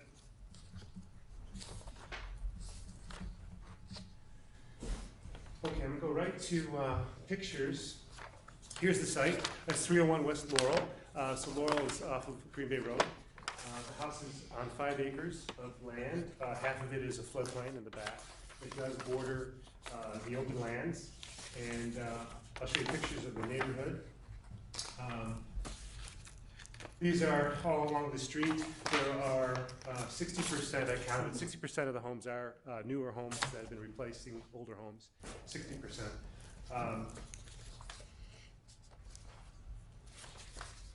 Here is the home, 301 West Laurel. So this home is done by Edwin Hill Clark, a significant architect. He did the Lake Forest Library and several other dozens of homes in Lake Forest and the North Shore. This is a colonial revival style, red brick, asphalt roof, white trim. There was an addition done in 1958 on the left. It's a family room. It has larger slider doors on it. It's about 5,000 square feet. The exterior, the roof needs to be replaced. A lot of things need to be replaced on the home. We did examine it carefully. We had a report done, both structurally and by a historic consultant. So it needs new steel lintels, need to replace that addition, tuck pointing, new roof, doesn't have any insulation. The interior layout is completely outdated. It has the small kitchen and small bathrooms and small bedrooms. The living room and dining room, the formal rooms are very nice and a nice proportion. Ceiling heights are just a hair under 9 feet on the first floor, 8.5 on the second floor. So we looked at a complete overhaul of this home, redoing the whole, gutting the inside, getting all new mechanicals, because everything needs to be replaced. The plumbing's, all restricted galvanized piping. There's no air conditioning in the house, not a stick of insulation, single glazed windows. So one option we looked at was replacing all this. And then the downside of that is that the costs associated with such a major overhaul didn't make any sense because you wouldn't get it out of the property. So the highest and best use we determined was a replacement structure for this home. Now, so let's look at the 5 criteria for the demolition. And I think we do meet many of them. So I'm just going to go over that. So 5 criteria. Criteria number 1, so is the structure culturally, archaeologically, or architecturally significant? I would argue that 2, archaeologically and culturally, no, but architecturally, yes, it is. It's Edwin Hill Clark is a noted architect. He's done some great homes. This is very understated and quiet, so I wouldn't say it's to the level of the design of a lot of other homes or all the other homes I've seen of Edwin Hill Clark. So very quiet, understated. You almost don't notice it, but it is true to the style of colonial revival. So I think that criteria 2 is that this, does it contribute to the historic, cultural, or architectural character of the district or the neighborhood? This is a very quiet streetscape, very quiet home setback. Again, you don't notice it. It's a very background home. So it wouldn't impact by removing it, the streetscape. I think a new home would be welcomed by most of the neighbors in that property. There are 2 letters that just came in today, unsolicited, from neighbors supporting the demolition. So I find that to be very interesting. Criteria number 3. So this residence today is virtually unchanged from its original appearance, but because it's unchanged, it's so outdated and it needs so significant amount of work that, again, that becomes a hurdle that is doesn't make any sense for the homeowners. So criteria number 4 looks at, is it so old and unusual or uncommon that it can't be reproduced? And there are some unique details to this. I think the entrance is very nice, and some of the windows are interesting. But other than that, all these details can be reproduced. I mean, I'm often doing it in new homes. So there's nothing on this home that can't be done or done today. So it's very quiet, understated again. So I think we meet that criteria. And criteria 5, of course, we meet. We have to present a replacement structure if we want to get approval of this project. So that's the criteria. And I think we do meet a lot of them. As you can see, there's rot that can be fixed. Nothing that can't be done. Of course, the addition doesn't really help the look of the house, but that could be replaced. I'm going to show you. This doesn't come out too well, but we did study extensively what renovating the house would look like, and this is the front of the home, so everything would be maintained. We have a wing on the left that would be balancing the home, reflecting the gable-ended garage structure on the right, and that would be the master bedroom. So the interior would be totally renovated, and this is, we do new roofing and new windows, a new addition on the left, but the facade is virtually unchanged. But again, after all these changes, economics played a major role in our decision, or in the homeowner's decision, to seek a replacement structure that would be less expensive, but adding more value. So here's the rear of the house. So again, we have an addition on the right, porch on the back, garage addition, and family room addition on the left, because it doesn't have a family room or a decent kitchen. It's more of a staff kitchen than a kitchen that people live in today and seek and want in a new home. So there's that floor plan. Major reconfiguration on the floor plan, getting rid of a lot of the smaller staff rooms around the kitchen and the dining room, just opening it up as much as we could. So now quickly I'll present the replacement structure. So the new home would be in the same footprint as the existing, so save the driveway and the 4 LA trees. Significant upgrade to the landscape as well, pool house, So as far as a contribution to the neighborhood, this would be, I think, increasing the contribution of a home versus maintaining the existing structure. English arts and crafts style home, mostly stone and stucco. Not too far off size-wise. This is 7,000 square feet. But it's just more open, larger windows, a better interaction between inside and outside, more open floor plan, higher quality materials, stone, slate roof, steel windows that are insulated. Definitely added value over the existing home. So every elevation is, I think, very interesting and well thought out, and has a great inside-outside appeal to it. And it just meets more modern family style, living style. So that's it. We think it's an improvement over what's there. We understand the home is done by Edward Hill Clark, and it's a significant home. But again, I think it's a very quiet, not up to the standards of his other homes. So, we're here to ask if you could allow us to remove it, demolish it, or, if not, just a denial would be fine too, so we can move on to other things. Yeah, thank you, appreciate it. Thank you. Jennifer?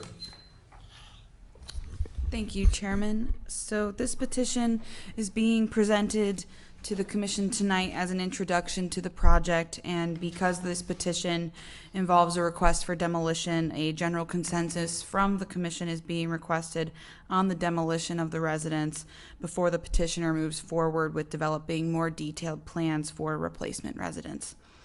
In early conversations with the petitioner, staff did identify this residence as a contributing structure to the historic district and pointed out that approval of the demolition could likely be difficult. The petitioner did complete studies to understand the conditions of the existing residence and what would be needed to renovate the residence, and based on those studies, the petitioner determined that demolishing the existing residence and constructing a replacement home was the most practical approach. So at this time, discussion and direction from the Commission is requested to allow the petitioner to identify the appropriate next steps. Thank you. Great, thanks very much. Before I ask anyone on the Commission for questions, I'll ask Kathy if you wouldn't mind speaking to financial hardship. That I've heard that brought up before in demolitions, at least on the BRB level, but HPC is a different entity. So if you could shed some light on that, that might be helpful for some. The demolition standards that were outlined by Mr. Krasnodebski and I believe were stated in the memo. Those are the criteria that this commission is charged with looking at. There is not a criteria that speaks to financial hardship, although thinking of all those, sometimes it's hard not to at least give some consideration, but the economics of the project are not a major decision influencer for this commission. Okay, thank you for that clarification. All right, questions, Commissioner Levitsky? I'm just a little confused. The petitioner, first of all, the property, was the intent to buy it as a tear down, or was the intent that I love this house and I want to buy it, and now it's not so great? The intent was to tear it down. That was the intent when they bought it. So then, okay, so, but then you said you did a lot of research into the home and okay. So Correct. You're prepared, if you don't get permission to come out, you're prepared to renovate? I don't know what the next step is going to be, to be honest. I think the owner is going to consider options, whether he wants to maintain ownership or not. So I think this will give him some direction on what to do next. I mean, I think it would be good if there was any feedback on the new home or even on the renovation, like what you think about that. I think would be helpful too, and maybe that would offer some direction. But I think just let's get the demolition part out of the way. Is that on the table or off the table? Right. That's I think that's the goal of tonight's meeting for we me appreciate it. and for the Understood. Swallows. Okay, thank you. Yeah, great. Commissioner Gibson, questions? Yes. According to sales literature that was provided by Commissioner Sperry, and then also through Kathy. This property was listed on 4/15/2020. We saw pictures, real estate pictures and so forth. And I know that looking at the house, of course, some of the soffits, some of the frames, repair, replace, paint, every house needs that. And, and I knew that just looking at the air conditioners in the windows, okay, there's gonna be the whole HVAC system, kitchen obviously, it has to be replaced. But I didn't see that the house was totally in disrepair. It's totally disrepair. Why the discrepancy that I'm seeing from your material versus the real estate listing, which hasn't been done much more than 18 months ago? Yeah, I think the pictures are a little deceiving. I think when you do walk through the house, you do smell the mold, and you look in the basement, you see the black mold, and you see that, plaster's falling off the walls, and you see all the curling, damage from moisture through the years. I don't think there's any kind of waterproofing system around the basement, so I think it takes on water. So I think you walk in, you see everything needs to be, pipes are original, no air conditioning, mechanicals need to be replaced. Electrical is all original and outdated. So every mechanical system, there's not a lick of insulation in it. And these are all things that can be changed, but once we look at all those things, okay, the cost of this, I'm looking at, homeowners looking at economics of it. It just becomes not worth it. You put all that money into it, and you look at what a new house does for you long-term versus trying to fix this old house. The numbers don't make sense to them. So we're trying to make that determination the best path forward, and we think the best use of that property is to replace it with a structure that's going to last 200 years. So if you do remodel this home, you still have an old home, even though everything's new. It's still right. And okay, and you're aware, of course, that there is remediation, or there are remediation solutions for mold and mildew. Sure, asbestos, all that. Road, yeah. That we just talked about. Yeah, definitely can do all that, but again, it comes down to. Also, the windows. It looked like the double hung windows that I looked at were protected. It looked like they were true to by the vites, and they looked to be in pretty good shape. Now the frames, exposed frames, were not. Right. I mean, they can be redone or replaced. There are options to do that. And I was looking at criteria. The current house fits in with the streetscape. So I can't really talk about the forever house that that your petitioner wants to build, which is lovely. But I was just looking at how all this relates to criteria 1. And in discussion, I'll talk a little bit more about the rather than a question form. So those are all the questions. One more question. How often do you request that people redo their kitchens? How many years?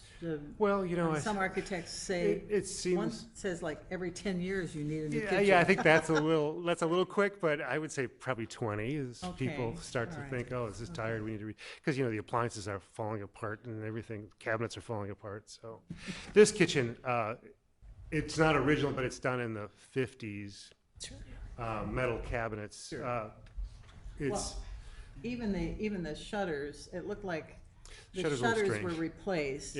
But there were some original ones over the Chippendale. That one looked original, but most of the shutters had been replaced. I agree with you. I think they have. And it looks like the roof was what? 24 asphalt, years old? needs to be redone. It's asphalt. I don't know. I think the original was cedar. Okay. Would be my guess. All right. That's it. Thank you. Commissioner LaMontagne, questions? Commissioner LaMontagne, do you have any questions on this petition?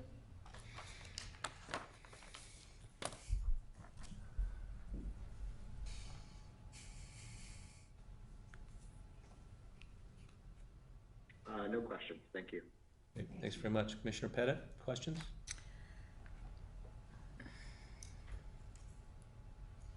So torn. There's so many things that you look through the pictures, and having lived in a restored Georgian home at time, it breaks my heart to think that those things will go by the wayside. One of the things I wanted to bring up, and it's more for staff, I think when we're being asked to look at a property for demo, and especially when things are kind of overgrown, you can't really see the foundation. You can't really look at things. You need to get in, see what the foundation is like, see what the, you know, how much has been coming in, you know, some of those conditions. And I think that should we have a situation like this again, it would be nice to say, we've made available X time this day, X time this day, so that you can go into the house and see. I personally... Let me speak to that one, though, actually, because that did come up in conversation. And I voted it down simply because we don't have any purview over the interior. But, none whatsoever. In other words, but somebody you can review the foundation. You can. There's things that looking at the interior right. will tell you about the house. You can see how much roof damage. You can see, you know, things about the exterior that you can't necessarily see just walking and that's around. very fair, and that's we can revisit it. In this case, it's because that could be a financial consideration. All of those things can be repaired, and our assumption would be that if somebody was petitioning for demolition, and they would bring those to our attention, which is structurally, and we've had that come up before, structurally it's not a safe building. And so that now weighs into our consideration, which is if it's not safe and it can't be brought to safety within, you know, reasonable standards, that becomes a consideration. And maybe it's not possible, but I just thought, for me, and we've done it in certain properties. For me, when I've ever shopped for a home, that's what I do, you know. But when we heard everything was original. Wait, so Mr. Chairman, just to clarify, I'm sorry, are you saying this is structurally unsafe, this building? No. Oh, I good, said, I said okay. this, I just wanted to in make the sure. past, some things have come forward, and one of the, in the evaluation, it said it's structurally not. Okay. Yeah. Thank you. So hopefully that helps, and I didn't mean to cut you off on questions. No, that's okay. That's okay. I don't have any other questions. All right, thank you. Commissioner, Sperry? Commissioner Sperry? So I have a question. Do you know if your owner was provided with the City of Lake Forest disclaimer on his homes in historic districts and the procedure that, because that's normally provided when a purchase contract is provided by the agents in our area. I just want to make sure that they were informed that this is in a special area of town and there's a special procedure involving coming before us. Yeah, I think they know it's historic district. You know, I don't know if they knew the significance of the architect. I don't know the answer to that question. Okay, great. And then, you know, just to clarify, you know, this property was, just for general information, it did start at a purchase price that was almost double what it was sold for. So I know the hardship issue came up, and this basically, in my opinion, sold for land value. So I wanted the commissioners to know that fact. And thank you. No, I don't have any further questions. Thank you. Okay, Commissioner Grinnell? Well, I was going to ask the same questions. And I really do appreciate your admitting that the intent was to tear this down. Because if you look at the sale price of $1,380,000 for 5+ prime acres, even though some of it is wetlands, overlooking open lands.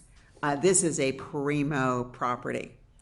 And the economics of building a new home versus restoring this one, I don't disagree with you. But I do feel as though it was already ahead. And I do also know that the owner, the new owner, has a relative who lives on Green Bay Road in the historic district. So not having him understand this is hard for me to believe. What I read so many times was there's mold, there's this, there's that. This house has been left open since the 10th of September 2020. Those things could have been remediated. If left unresolved, mold will grow. So it concerns me that, I guess my question is, this is a harsh one.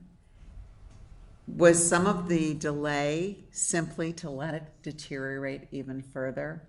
I looked at the brick very closely. The brick is in excellent condition. Many of the interiors are still in excellent condition. It's not so much a case of, has this property outlived its useful use? I mean, that was a big question around the hospital. But I think that's a very subjective call with this particular property. It just isn't the house that the owner, I guess my question is, and you've answered it, by saying that the intent was to tear it down. It isn't the house that he bought. He bought the property. And it's like building a property or purchasing a property in a protected area with a lion on it. The lion's an endangered species. We all know that. Maybe he could hope for the lion to die. Maybe it's long in the tooth. But you can't shoot the lion. It's still there. And it was there first. So my question is, it's the lovely plan that you have as a replacement structure. Would he be willing to build it somewhere else? Yeah, probably. Okay. Yeah, I think he just wants to explore, take this to its end, Market's You have better to. now. You I mean, have he to. could find it, he could do quite well. Well, But you got to consider too, think about who else is going to take on this project too. I don't know. It's a limited audience. It is. You are It's a limited absolutely audience, right. Are you sensing, though, that it does feel a little disingenuous that this particular property closed in September? That was 10 months ago, and yet you're just now coming before us and asking for the certificate of demolition. So again, we're not here. I can address that Sure, go because ahead. there's been a lot of discussion back and forth at staff's request. There was exploration of alternatives, so I just want to be careful. You're speaking to the criteria and not making unfair judgments. I appreciate Clearly, there were early discussions. The petitioner was aware of the historic district and certainly is aware of the city processes and chose to move forward, but also did due diligence during 10 months is actually a short window of time for many of the petitions. So I do believe there was due diligence done at staff's request to explore options. And to their credit, they're coming in early to say, before we go too far, we're looking for your input. So they are sincerely looking for the commission's input. Okay, thank you for clarifying that, Kathy. We appreciate that. Great. Thank you very much. I don't have any further questions, so we'll open it up. Mr. Miller, haven't heard from you this evening.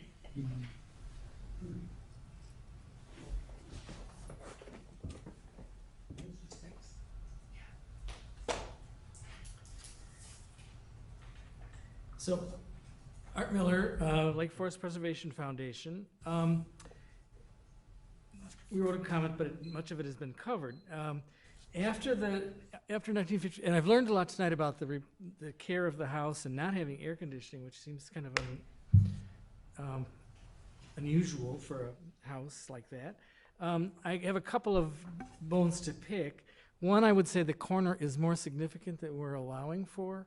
That there's a spur south on that leads to a couple of, at least one major historic house by Walter Frazier, a couple of very nice couple of gardens down there, and there's a new house that we gave permission to have built from, I think it's probably this group, a few years ago. That's there just to the south of this, and then the Preservation Foundation gave an award to it. So it's not, everybody has to go past it, and everybody has to go past it that's going further down the street. So I think it's not an insignificant corner. It could be that neighbors would like to see the house torn down because it hasn't been maintained for 2 years. Anyone would have that concern if they've seen the house left in dereliction. That dereliction seems to have been covered by I didn't know anything about the price, and I don't understand the lot. If the lot is 5 acres, we're not seeing 5 acres here. We're seeing half of that, right? Is that what we're seeing in front here? It's rented, yes, it's half, but it's, yeah, it goes double. And so then is there another buildable lot on the site, or? It's a floodplain. So Oh, it's all floodplain. So this is the only buildable lot. Okay, all right. Also the house has, I think, more historic character than maybe we're saying, because John Shedd Reed was the son of the donor of the Lake Forest Library. When they built the wings on the library and they announced they were going to have a fundraising campaign, he called up and said his feelings were hurt. They hadn't asked him for the money. And he then gave them the money to build the wings. He was chairman of the board of the Santa Fe Railroad from 1967 on. He has a few children. One of them is the senior curator at the Museum of Modern Art in New York City. Most small towns of 20,000 that had a former chairman of the board of a major national railroad and a living person who grew up here being chief curator at the Museum of Modern Art in New York would consider that to be an important historic reference. They apparently didn't spend a lot of time in the house if they didn't have it air conditioned. And I'm not sure if it, but one thing I was really curious about is that the house that you guys just approved having fixed up, that was built in 1952. If that was the worst year in the United States to build a house, it would have been 1952. And we heard about the concrete block, the corrugated metal. You couldn't get materials. Now, we never know about that problem ever coming up, supply chain problems, never heard of them. But that was a bad year. The best year in the United States to build a house was 1931. They had a depression, crash. We didn't have a Federal Reserve that was on the ball. There was deflation by a power of 10. If you had something that you bought for $100 in 1929 before the crash, you could buy it for $10 in 1930-31. So materials and labor was cheap.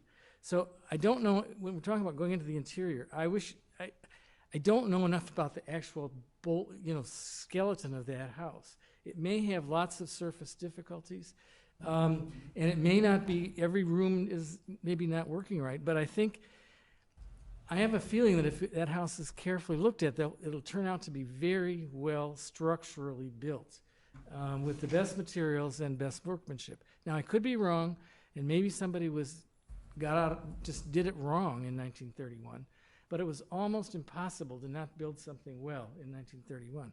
So I think we're concerned that this is as bad a situation as it is to hear about it now. Our recommendation that I came with was that it would have been well built and designed so that there was no reason to demolish the house. I'm hearing reasons to demolish the house, but I'm very concerned, and I think that, and we can't talk about the future building, but that corner is a sensitive one, and if a house that went there this is going to be close in scale, but if it were maybe closer in simple style, what's the good word for Puritan style? But that house was Puritan style. Waste not, want not. And so if it had some of that sensitivity to it, I think it would be great. Thank you. Thank you. Anyone else? Please.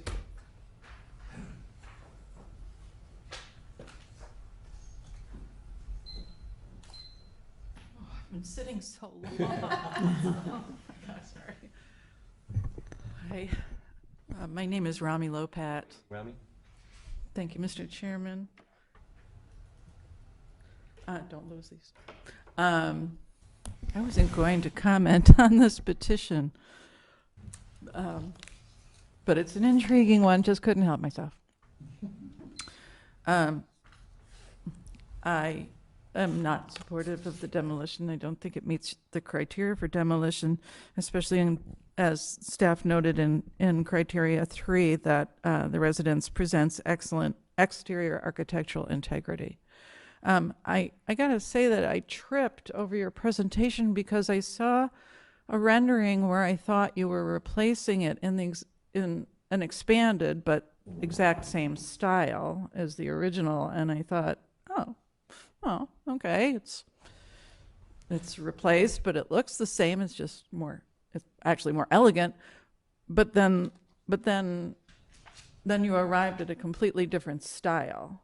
And I thought, oh, no, let's stay with the neo-colonial at least.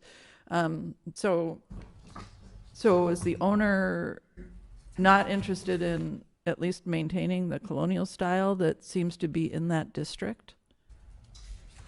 I'm sorry, you don't need to answer that question, actually. Sorry, it's up to you. And I guess definitely I want to say that if you were to approve this demolition, the message that you send to the rest of us that live in historic districts would be welcome to our economics, but unwelcome to the integrity of the road on which I live, which is Woodland Road between Edgewood and Sheridan Road. All those houses are old. They're all over 50 years old. Not one of them was by a named architect. They're all charming. Our house, for example, is over 100 years old. We call it the Mutt. It has no particular style. It's turned from an arts and crafts to a colonial, Georgian actually, I suppose. And it had excellent exterior integrity, but it took us 2 years to gut it and put it all back together.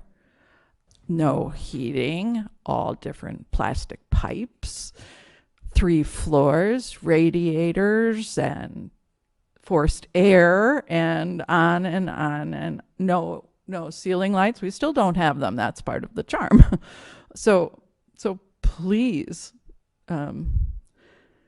please maintain the integrity of your criteria and our historic districts, and in particular on this Laurel Avenue area.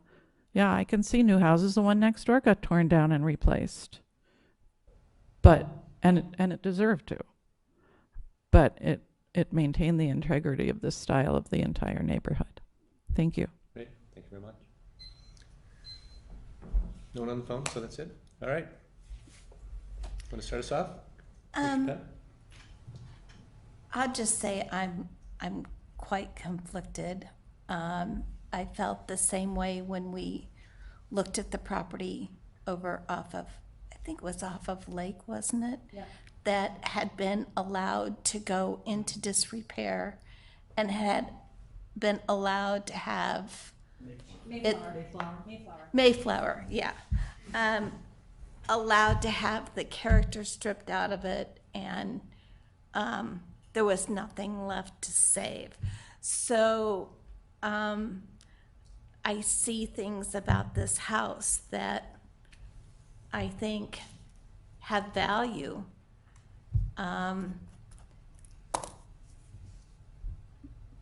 But I listen and hear that it's not economically capable of being restored and getting the value out of it. So I'm conflicted. I don't know which way I'm going to vote just yet.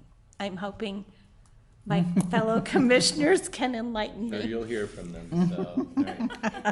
Clarify, this is before you for just our a high level, so you're Right. not actually voting tonight. You're providing Oh, we're not direction. voting. We're chatting. We're chatting. Okay. Yeah. So, please. Oh, I think I've said enough. You all know where I'm coming from. Yeah, we'll just go around the table. Commissioner Sperry? Okay, so to just echo Commissioner Pettit, this is a real brutal, dividing the baby in half kind of decision. Everybody knows that I was a former director of Lake Forest Preservation Foundation. I have a passion for preservation and maintaining our historic character. However, we are in a situation, I know the history on this house, where it was on the market for years. And because of the deteriorated condition of the home, the fact that it is not in any way, shape, or form brought up to current standards, it's a time capsule. This is a very difficult home to preserve because it is cost prohibitive to bring it into current standards. That being said, the home has great provenance. It has incredible historic significance. One of the founding fathers' sons of our town resided here, and it, you know, nobody wants to see McMansionization or misscale or design that is not in keeping with the residences in and around the area. So I too am extremely conflicted, and I'm going to listen to my fellow colleagues here, and we can discuss it. Thank you. Thank you. I'm not conflicted at all. I'm going to go back to criteria 1. This house is part of the Green Bay Historic District, one of the 5 districts we have. And I reread the part of the Green Bay Historic District again today, okay? It basically, as we go through the criteria, and I thank you, Art, for bringing up criteria 2 about the significant corner, because that was the one area I thought, okay, that was the one criteria I thought, okay, maybe does it impact the streetscape?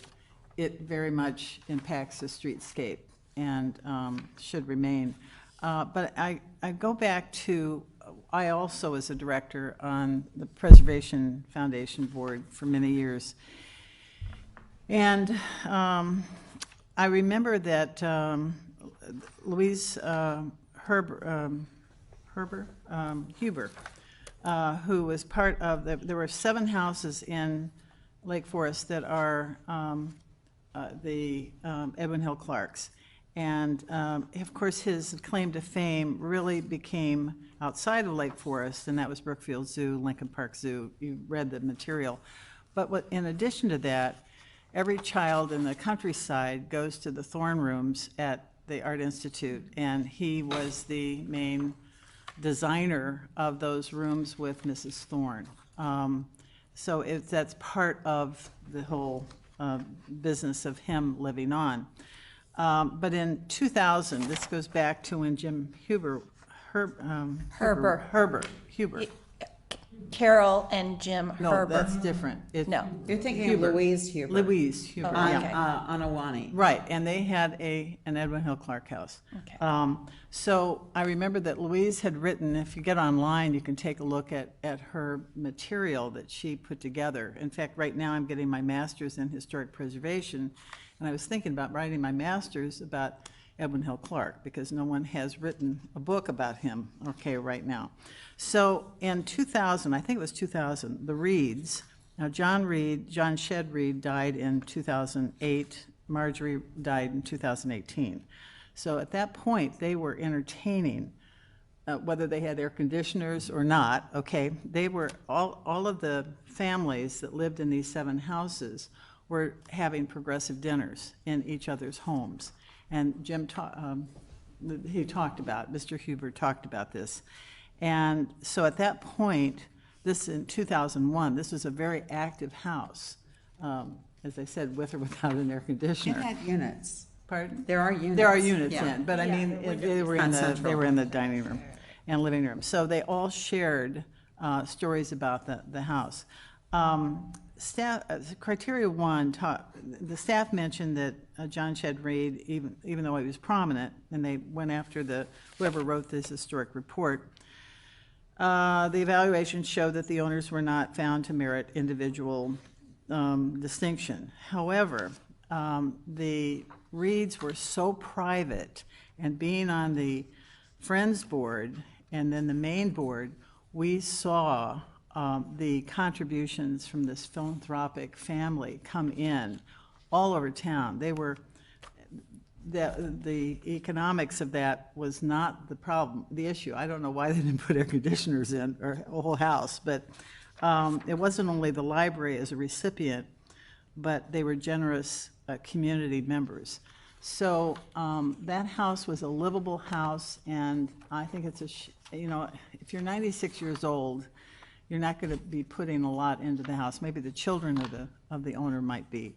So I think we see this. I think the house deserves to live and be rehabilitated, and I respectfully recommend that maybe another property of the beautiful home that you've designed, that there may be another property that fits more of that house, the forever house that the petitioner might like to see.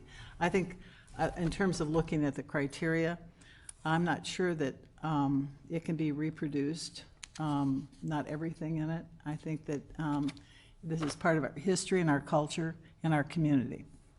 So. Thank you. Thanks. So the petitioner hired a researcher, Mrs. Garbarino, and the petitioner's own study says that the house is a well-preserved example of colonial revival, excellent exterior and interior architectural integrity, distinctive residential design, a noteworthy example and well-preserved example of colonial revival. That's impressive to me. I've got a friend who lives in a house in Wilmington, North Carolina, that was built in 1830. I know we have no purvey over with the interior, but you know, going in to take a shower, it's like going to an MRI. It's, you know, but it's a beautiful home, and I think when you buy historic property, you're going to put some time in it. You're going to put some money into it. But you want to preserve it. It's something special, and you know, we're the Historic Preservation Commission. We're not going to preserve this home, and what are we going to do with it? So I defer to Commissioner Gibson. Eloquence, I agree with her. I think we should deny the demolition. Great, thank you. Commissioner LaMontagne. Commissioner LaMontagne, do you have any final comments?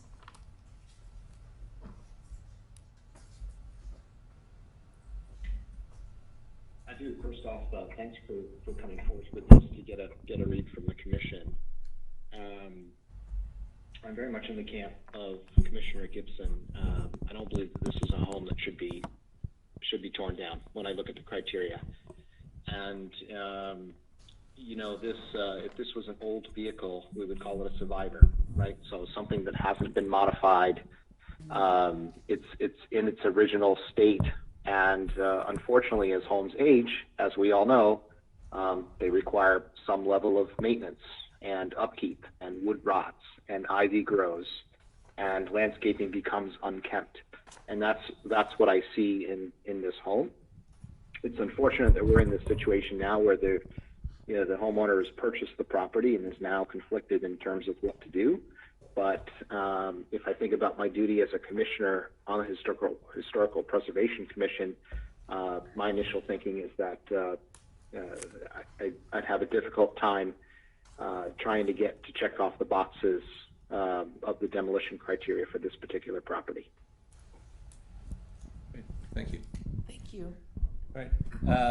Well, as I typically do, I'll try and summarize. But given that you're looking for input, I think if you just do the mental math as people spoke, it sounds as though if we had to make the decision this evening, that the vote would say we'd prefer to, our vote would be to deny the demolition and keep it. What I'll say is, because I think in a case like this, it's important for me to kind of add my perspective.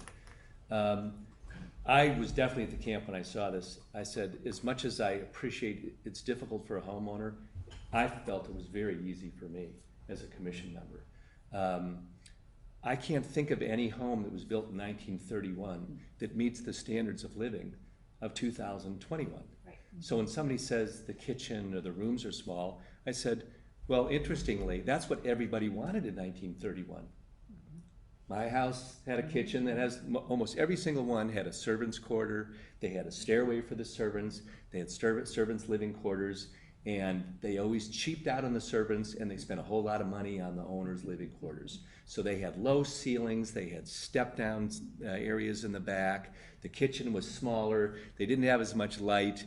They weren't trying to be cruel, but they never had guests who were allowed to go to the kitchen. So they never wanted to spend a whole lot of money to make them the way we do today, where we say everybody comes to the kitchen to entertain.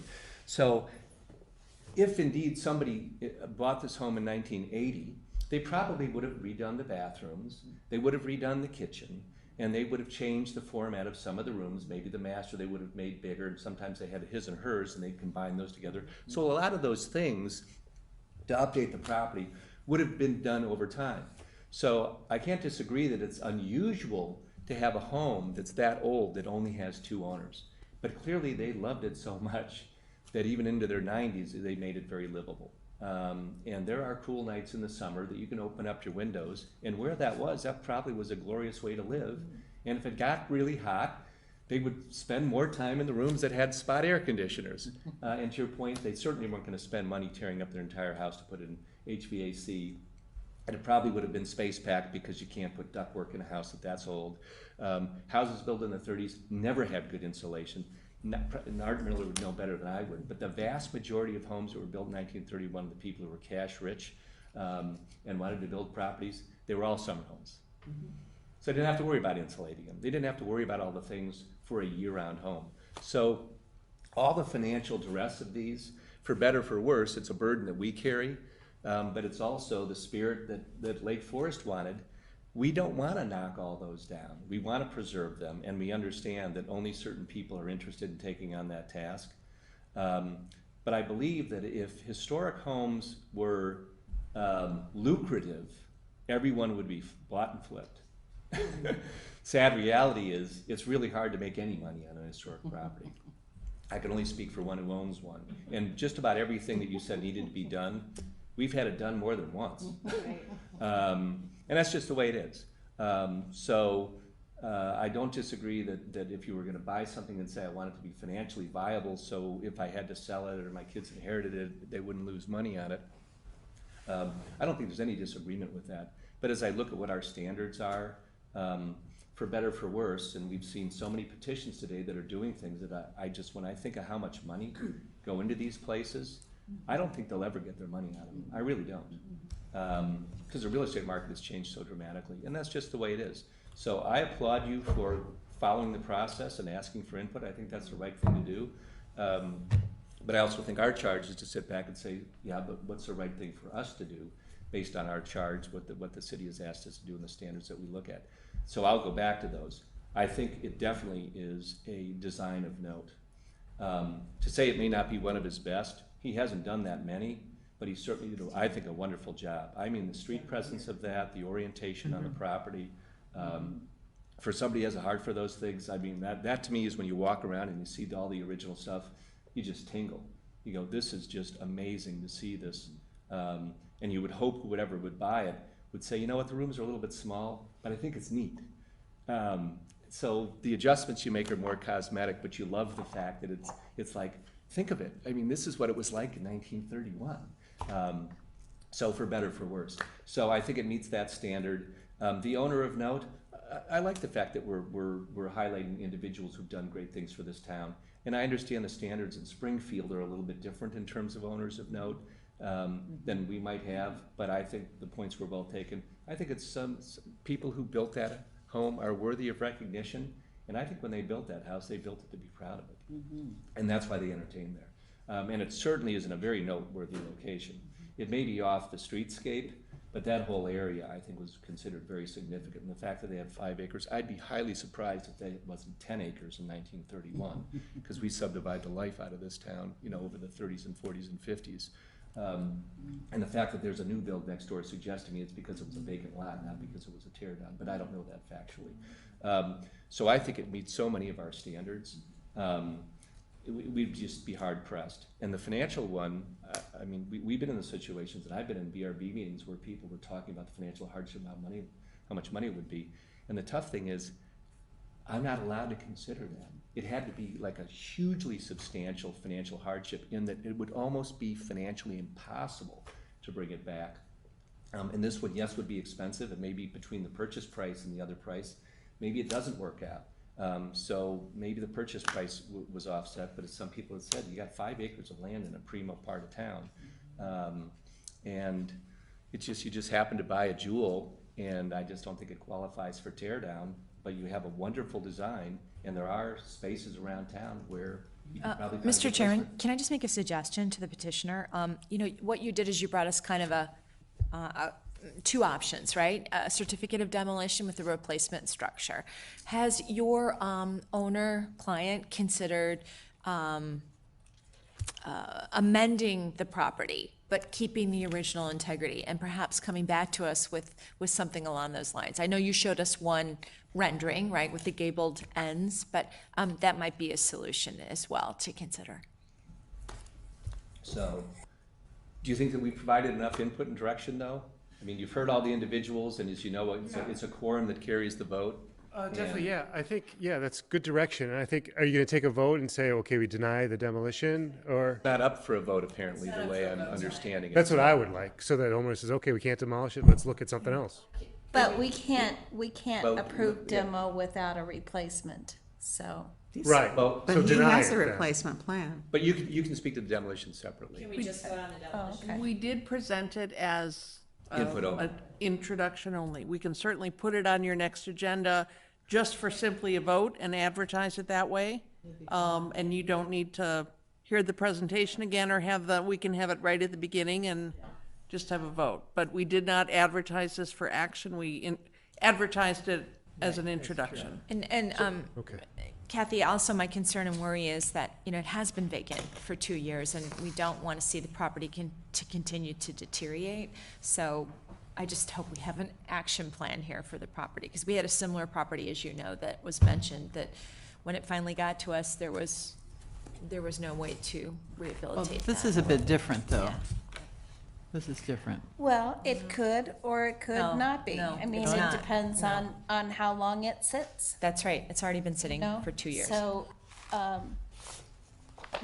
that's where we, as a group, have a little bit of an issue, because we can't force somebody to fix their home, I don't think. Maybe we can. We have But- other properties, there are other properties out in Lake Forest, a Fraser home and some others that are in a little disrepair. I mean, we have properties out there that, Right, but have some Commissioner problems. Gibson, the petitioner has identified mold, and I mean, there's clearly That's- some action points here that, Right. you know, would require a sense of urgency to give them clarity one way or another so we can move well, forward. I'd hate to see this property come back again in another year. No, that's what Yeah, I'm saying. yeah. Right, That's- I'm asking, you know, and the petitioner is as well, it sounds like they want to answer. Okay.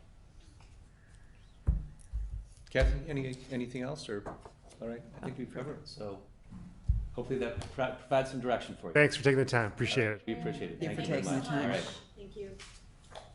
So, motion to adjourn. Wait, hold on, there's Oh. an additional, I'm sorry, other agenda item, please. yes, exactly. I've been patient. Thank you. Thank you. Thank you for the opportunity to speak. My name is Rami Lopat. I had the intention tonight of taking time to deliver a statement which encourages you to be even more proactive than you already are in assuring that what is built is compatible with Lake Forest's historic visual character. But I know you're really tired, as am I, and it's too late to listen to much. So I'm going to send Ms. Cerniak the longer letter I wrote to you this morning and ask that it be sent to you to reread, hopefully over something like a double latte when you're more awake. Instead, your last agenda item makes me want to raise an important issue that those interested in condo number 3 on West Westminster would like clarification and insight about. The 301 West Laurel petition that you just heard asked you to review an early design concept That's also what I understand will be presented to you on July the 12th, when the HPC will be asked for a certificate of appropriateness for the demolition of 373 East Westminster. The former Donovan residence, now owned by developers Altunian and Whitmer, who are approved to build a condo on part of the property. The city code does not allow demo of a house without your approval for a replacement structure. So when you were considering the condo at your last meeting, Ms. Cerniak she came up with the suggestion that you review an early design concept for a future new residence, quote, end quote. So I think it's important to know how this idea of an early design concept is expected to play out in this highly complicated case of the chicken and the egg on West Westminster. Obviously, the HPC can't give a certificate of appropriateness on an early design concept. But you are being asked to give a certificate of appropriateness that same night for condo number 3. I don't think you can have it both ways. So, does early design review of 373 mean that you will give some preliminary advice in the expectation that a final design for a house will return at your next meeting in August? When does the clock start ticking on a resubmission of an early design for a final design? Aren't you required to approve a final house design before condo 3's design is reviewed? Will we have a commitment that a new house will be built at 373 Westminster within 12 months, or will we not? Will the Plan Commission review a new curb cut right next to 2 other driveways leading to adjacent flag lots? And will it review an 80-foot setback change before the HPC meets to review either this early or definitely the final house design? I also think the public needs to get very clear on the developer's intention regarding construction. Do they intend to use this 373 property for the construction of condo 3? Or conversely, would the city-owned lot be used for construction of the new 373 house? This is complicated. I give you a lot of credit for taking this on. If a new 373 house will not be constructed for 18 or 24 months because of condo 3, isn't it a statute that the certificate of appropriateness for that replacement house would have to be revisited in 2022 or 2023 before construction happens? And very, very importantly, what can the neighbors expect after what has already been years of condo construction? I know it's late tonight, but can we get answers either tonight or before July 12th so we all know what we're talking about and what we're dealing with exactly on July 12th's agenda? So, I'm even asking if there could be a meeting in between just so that we get all the questions about the process asked and answered before going into the more formal review process of, yes, a very complicated issue. Thank you and good night.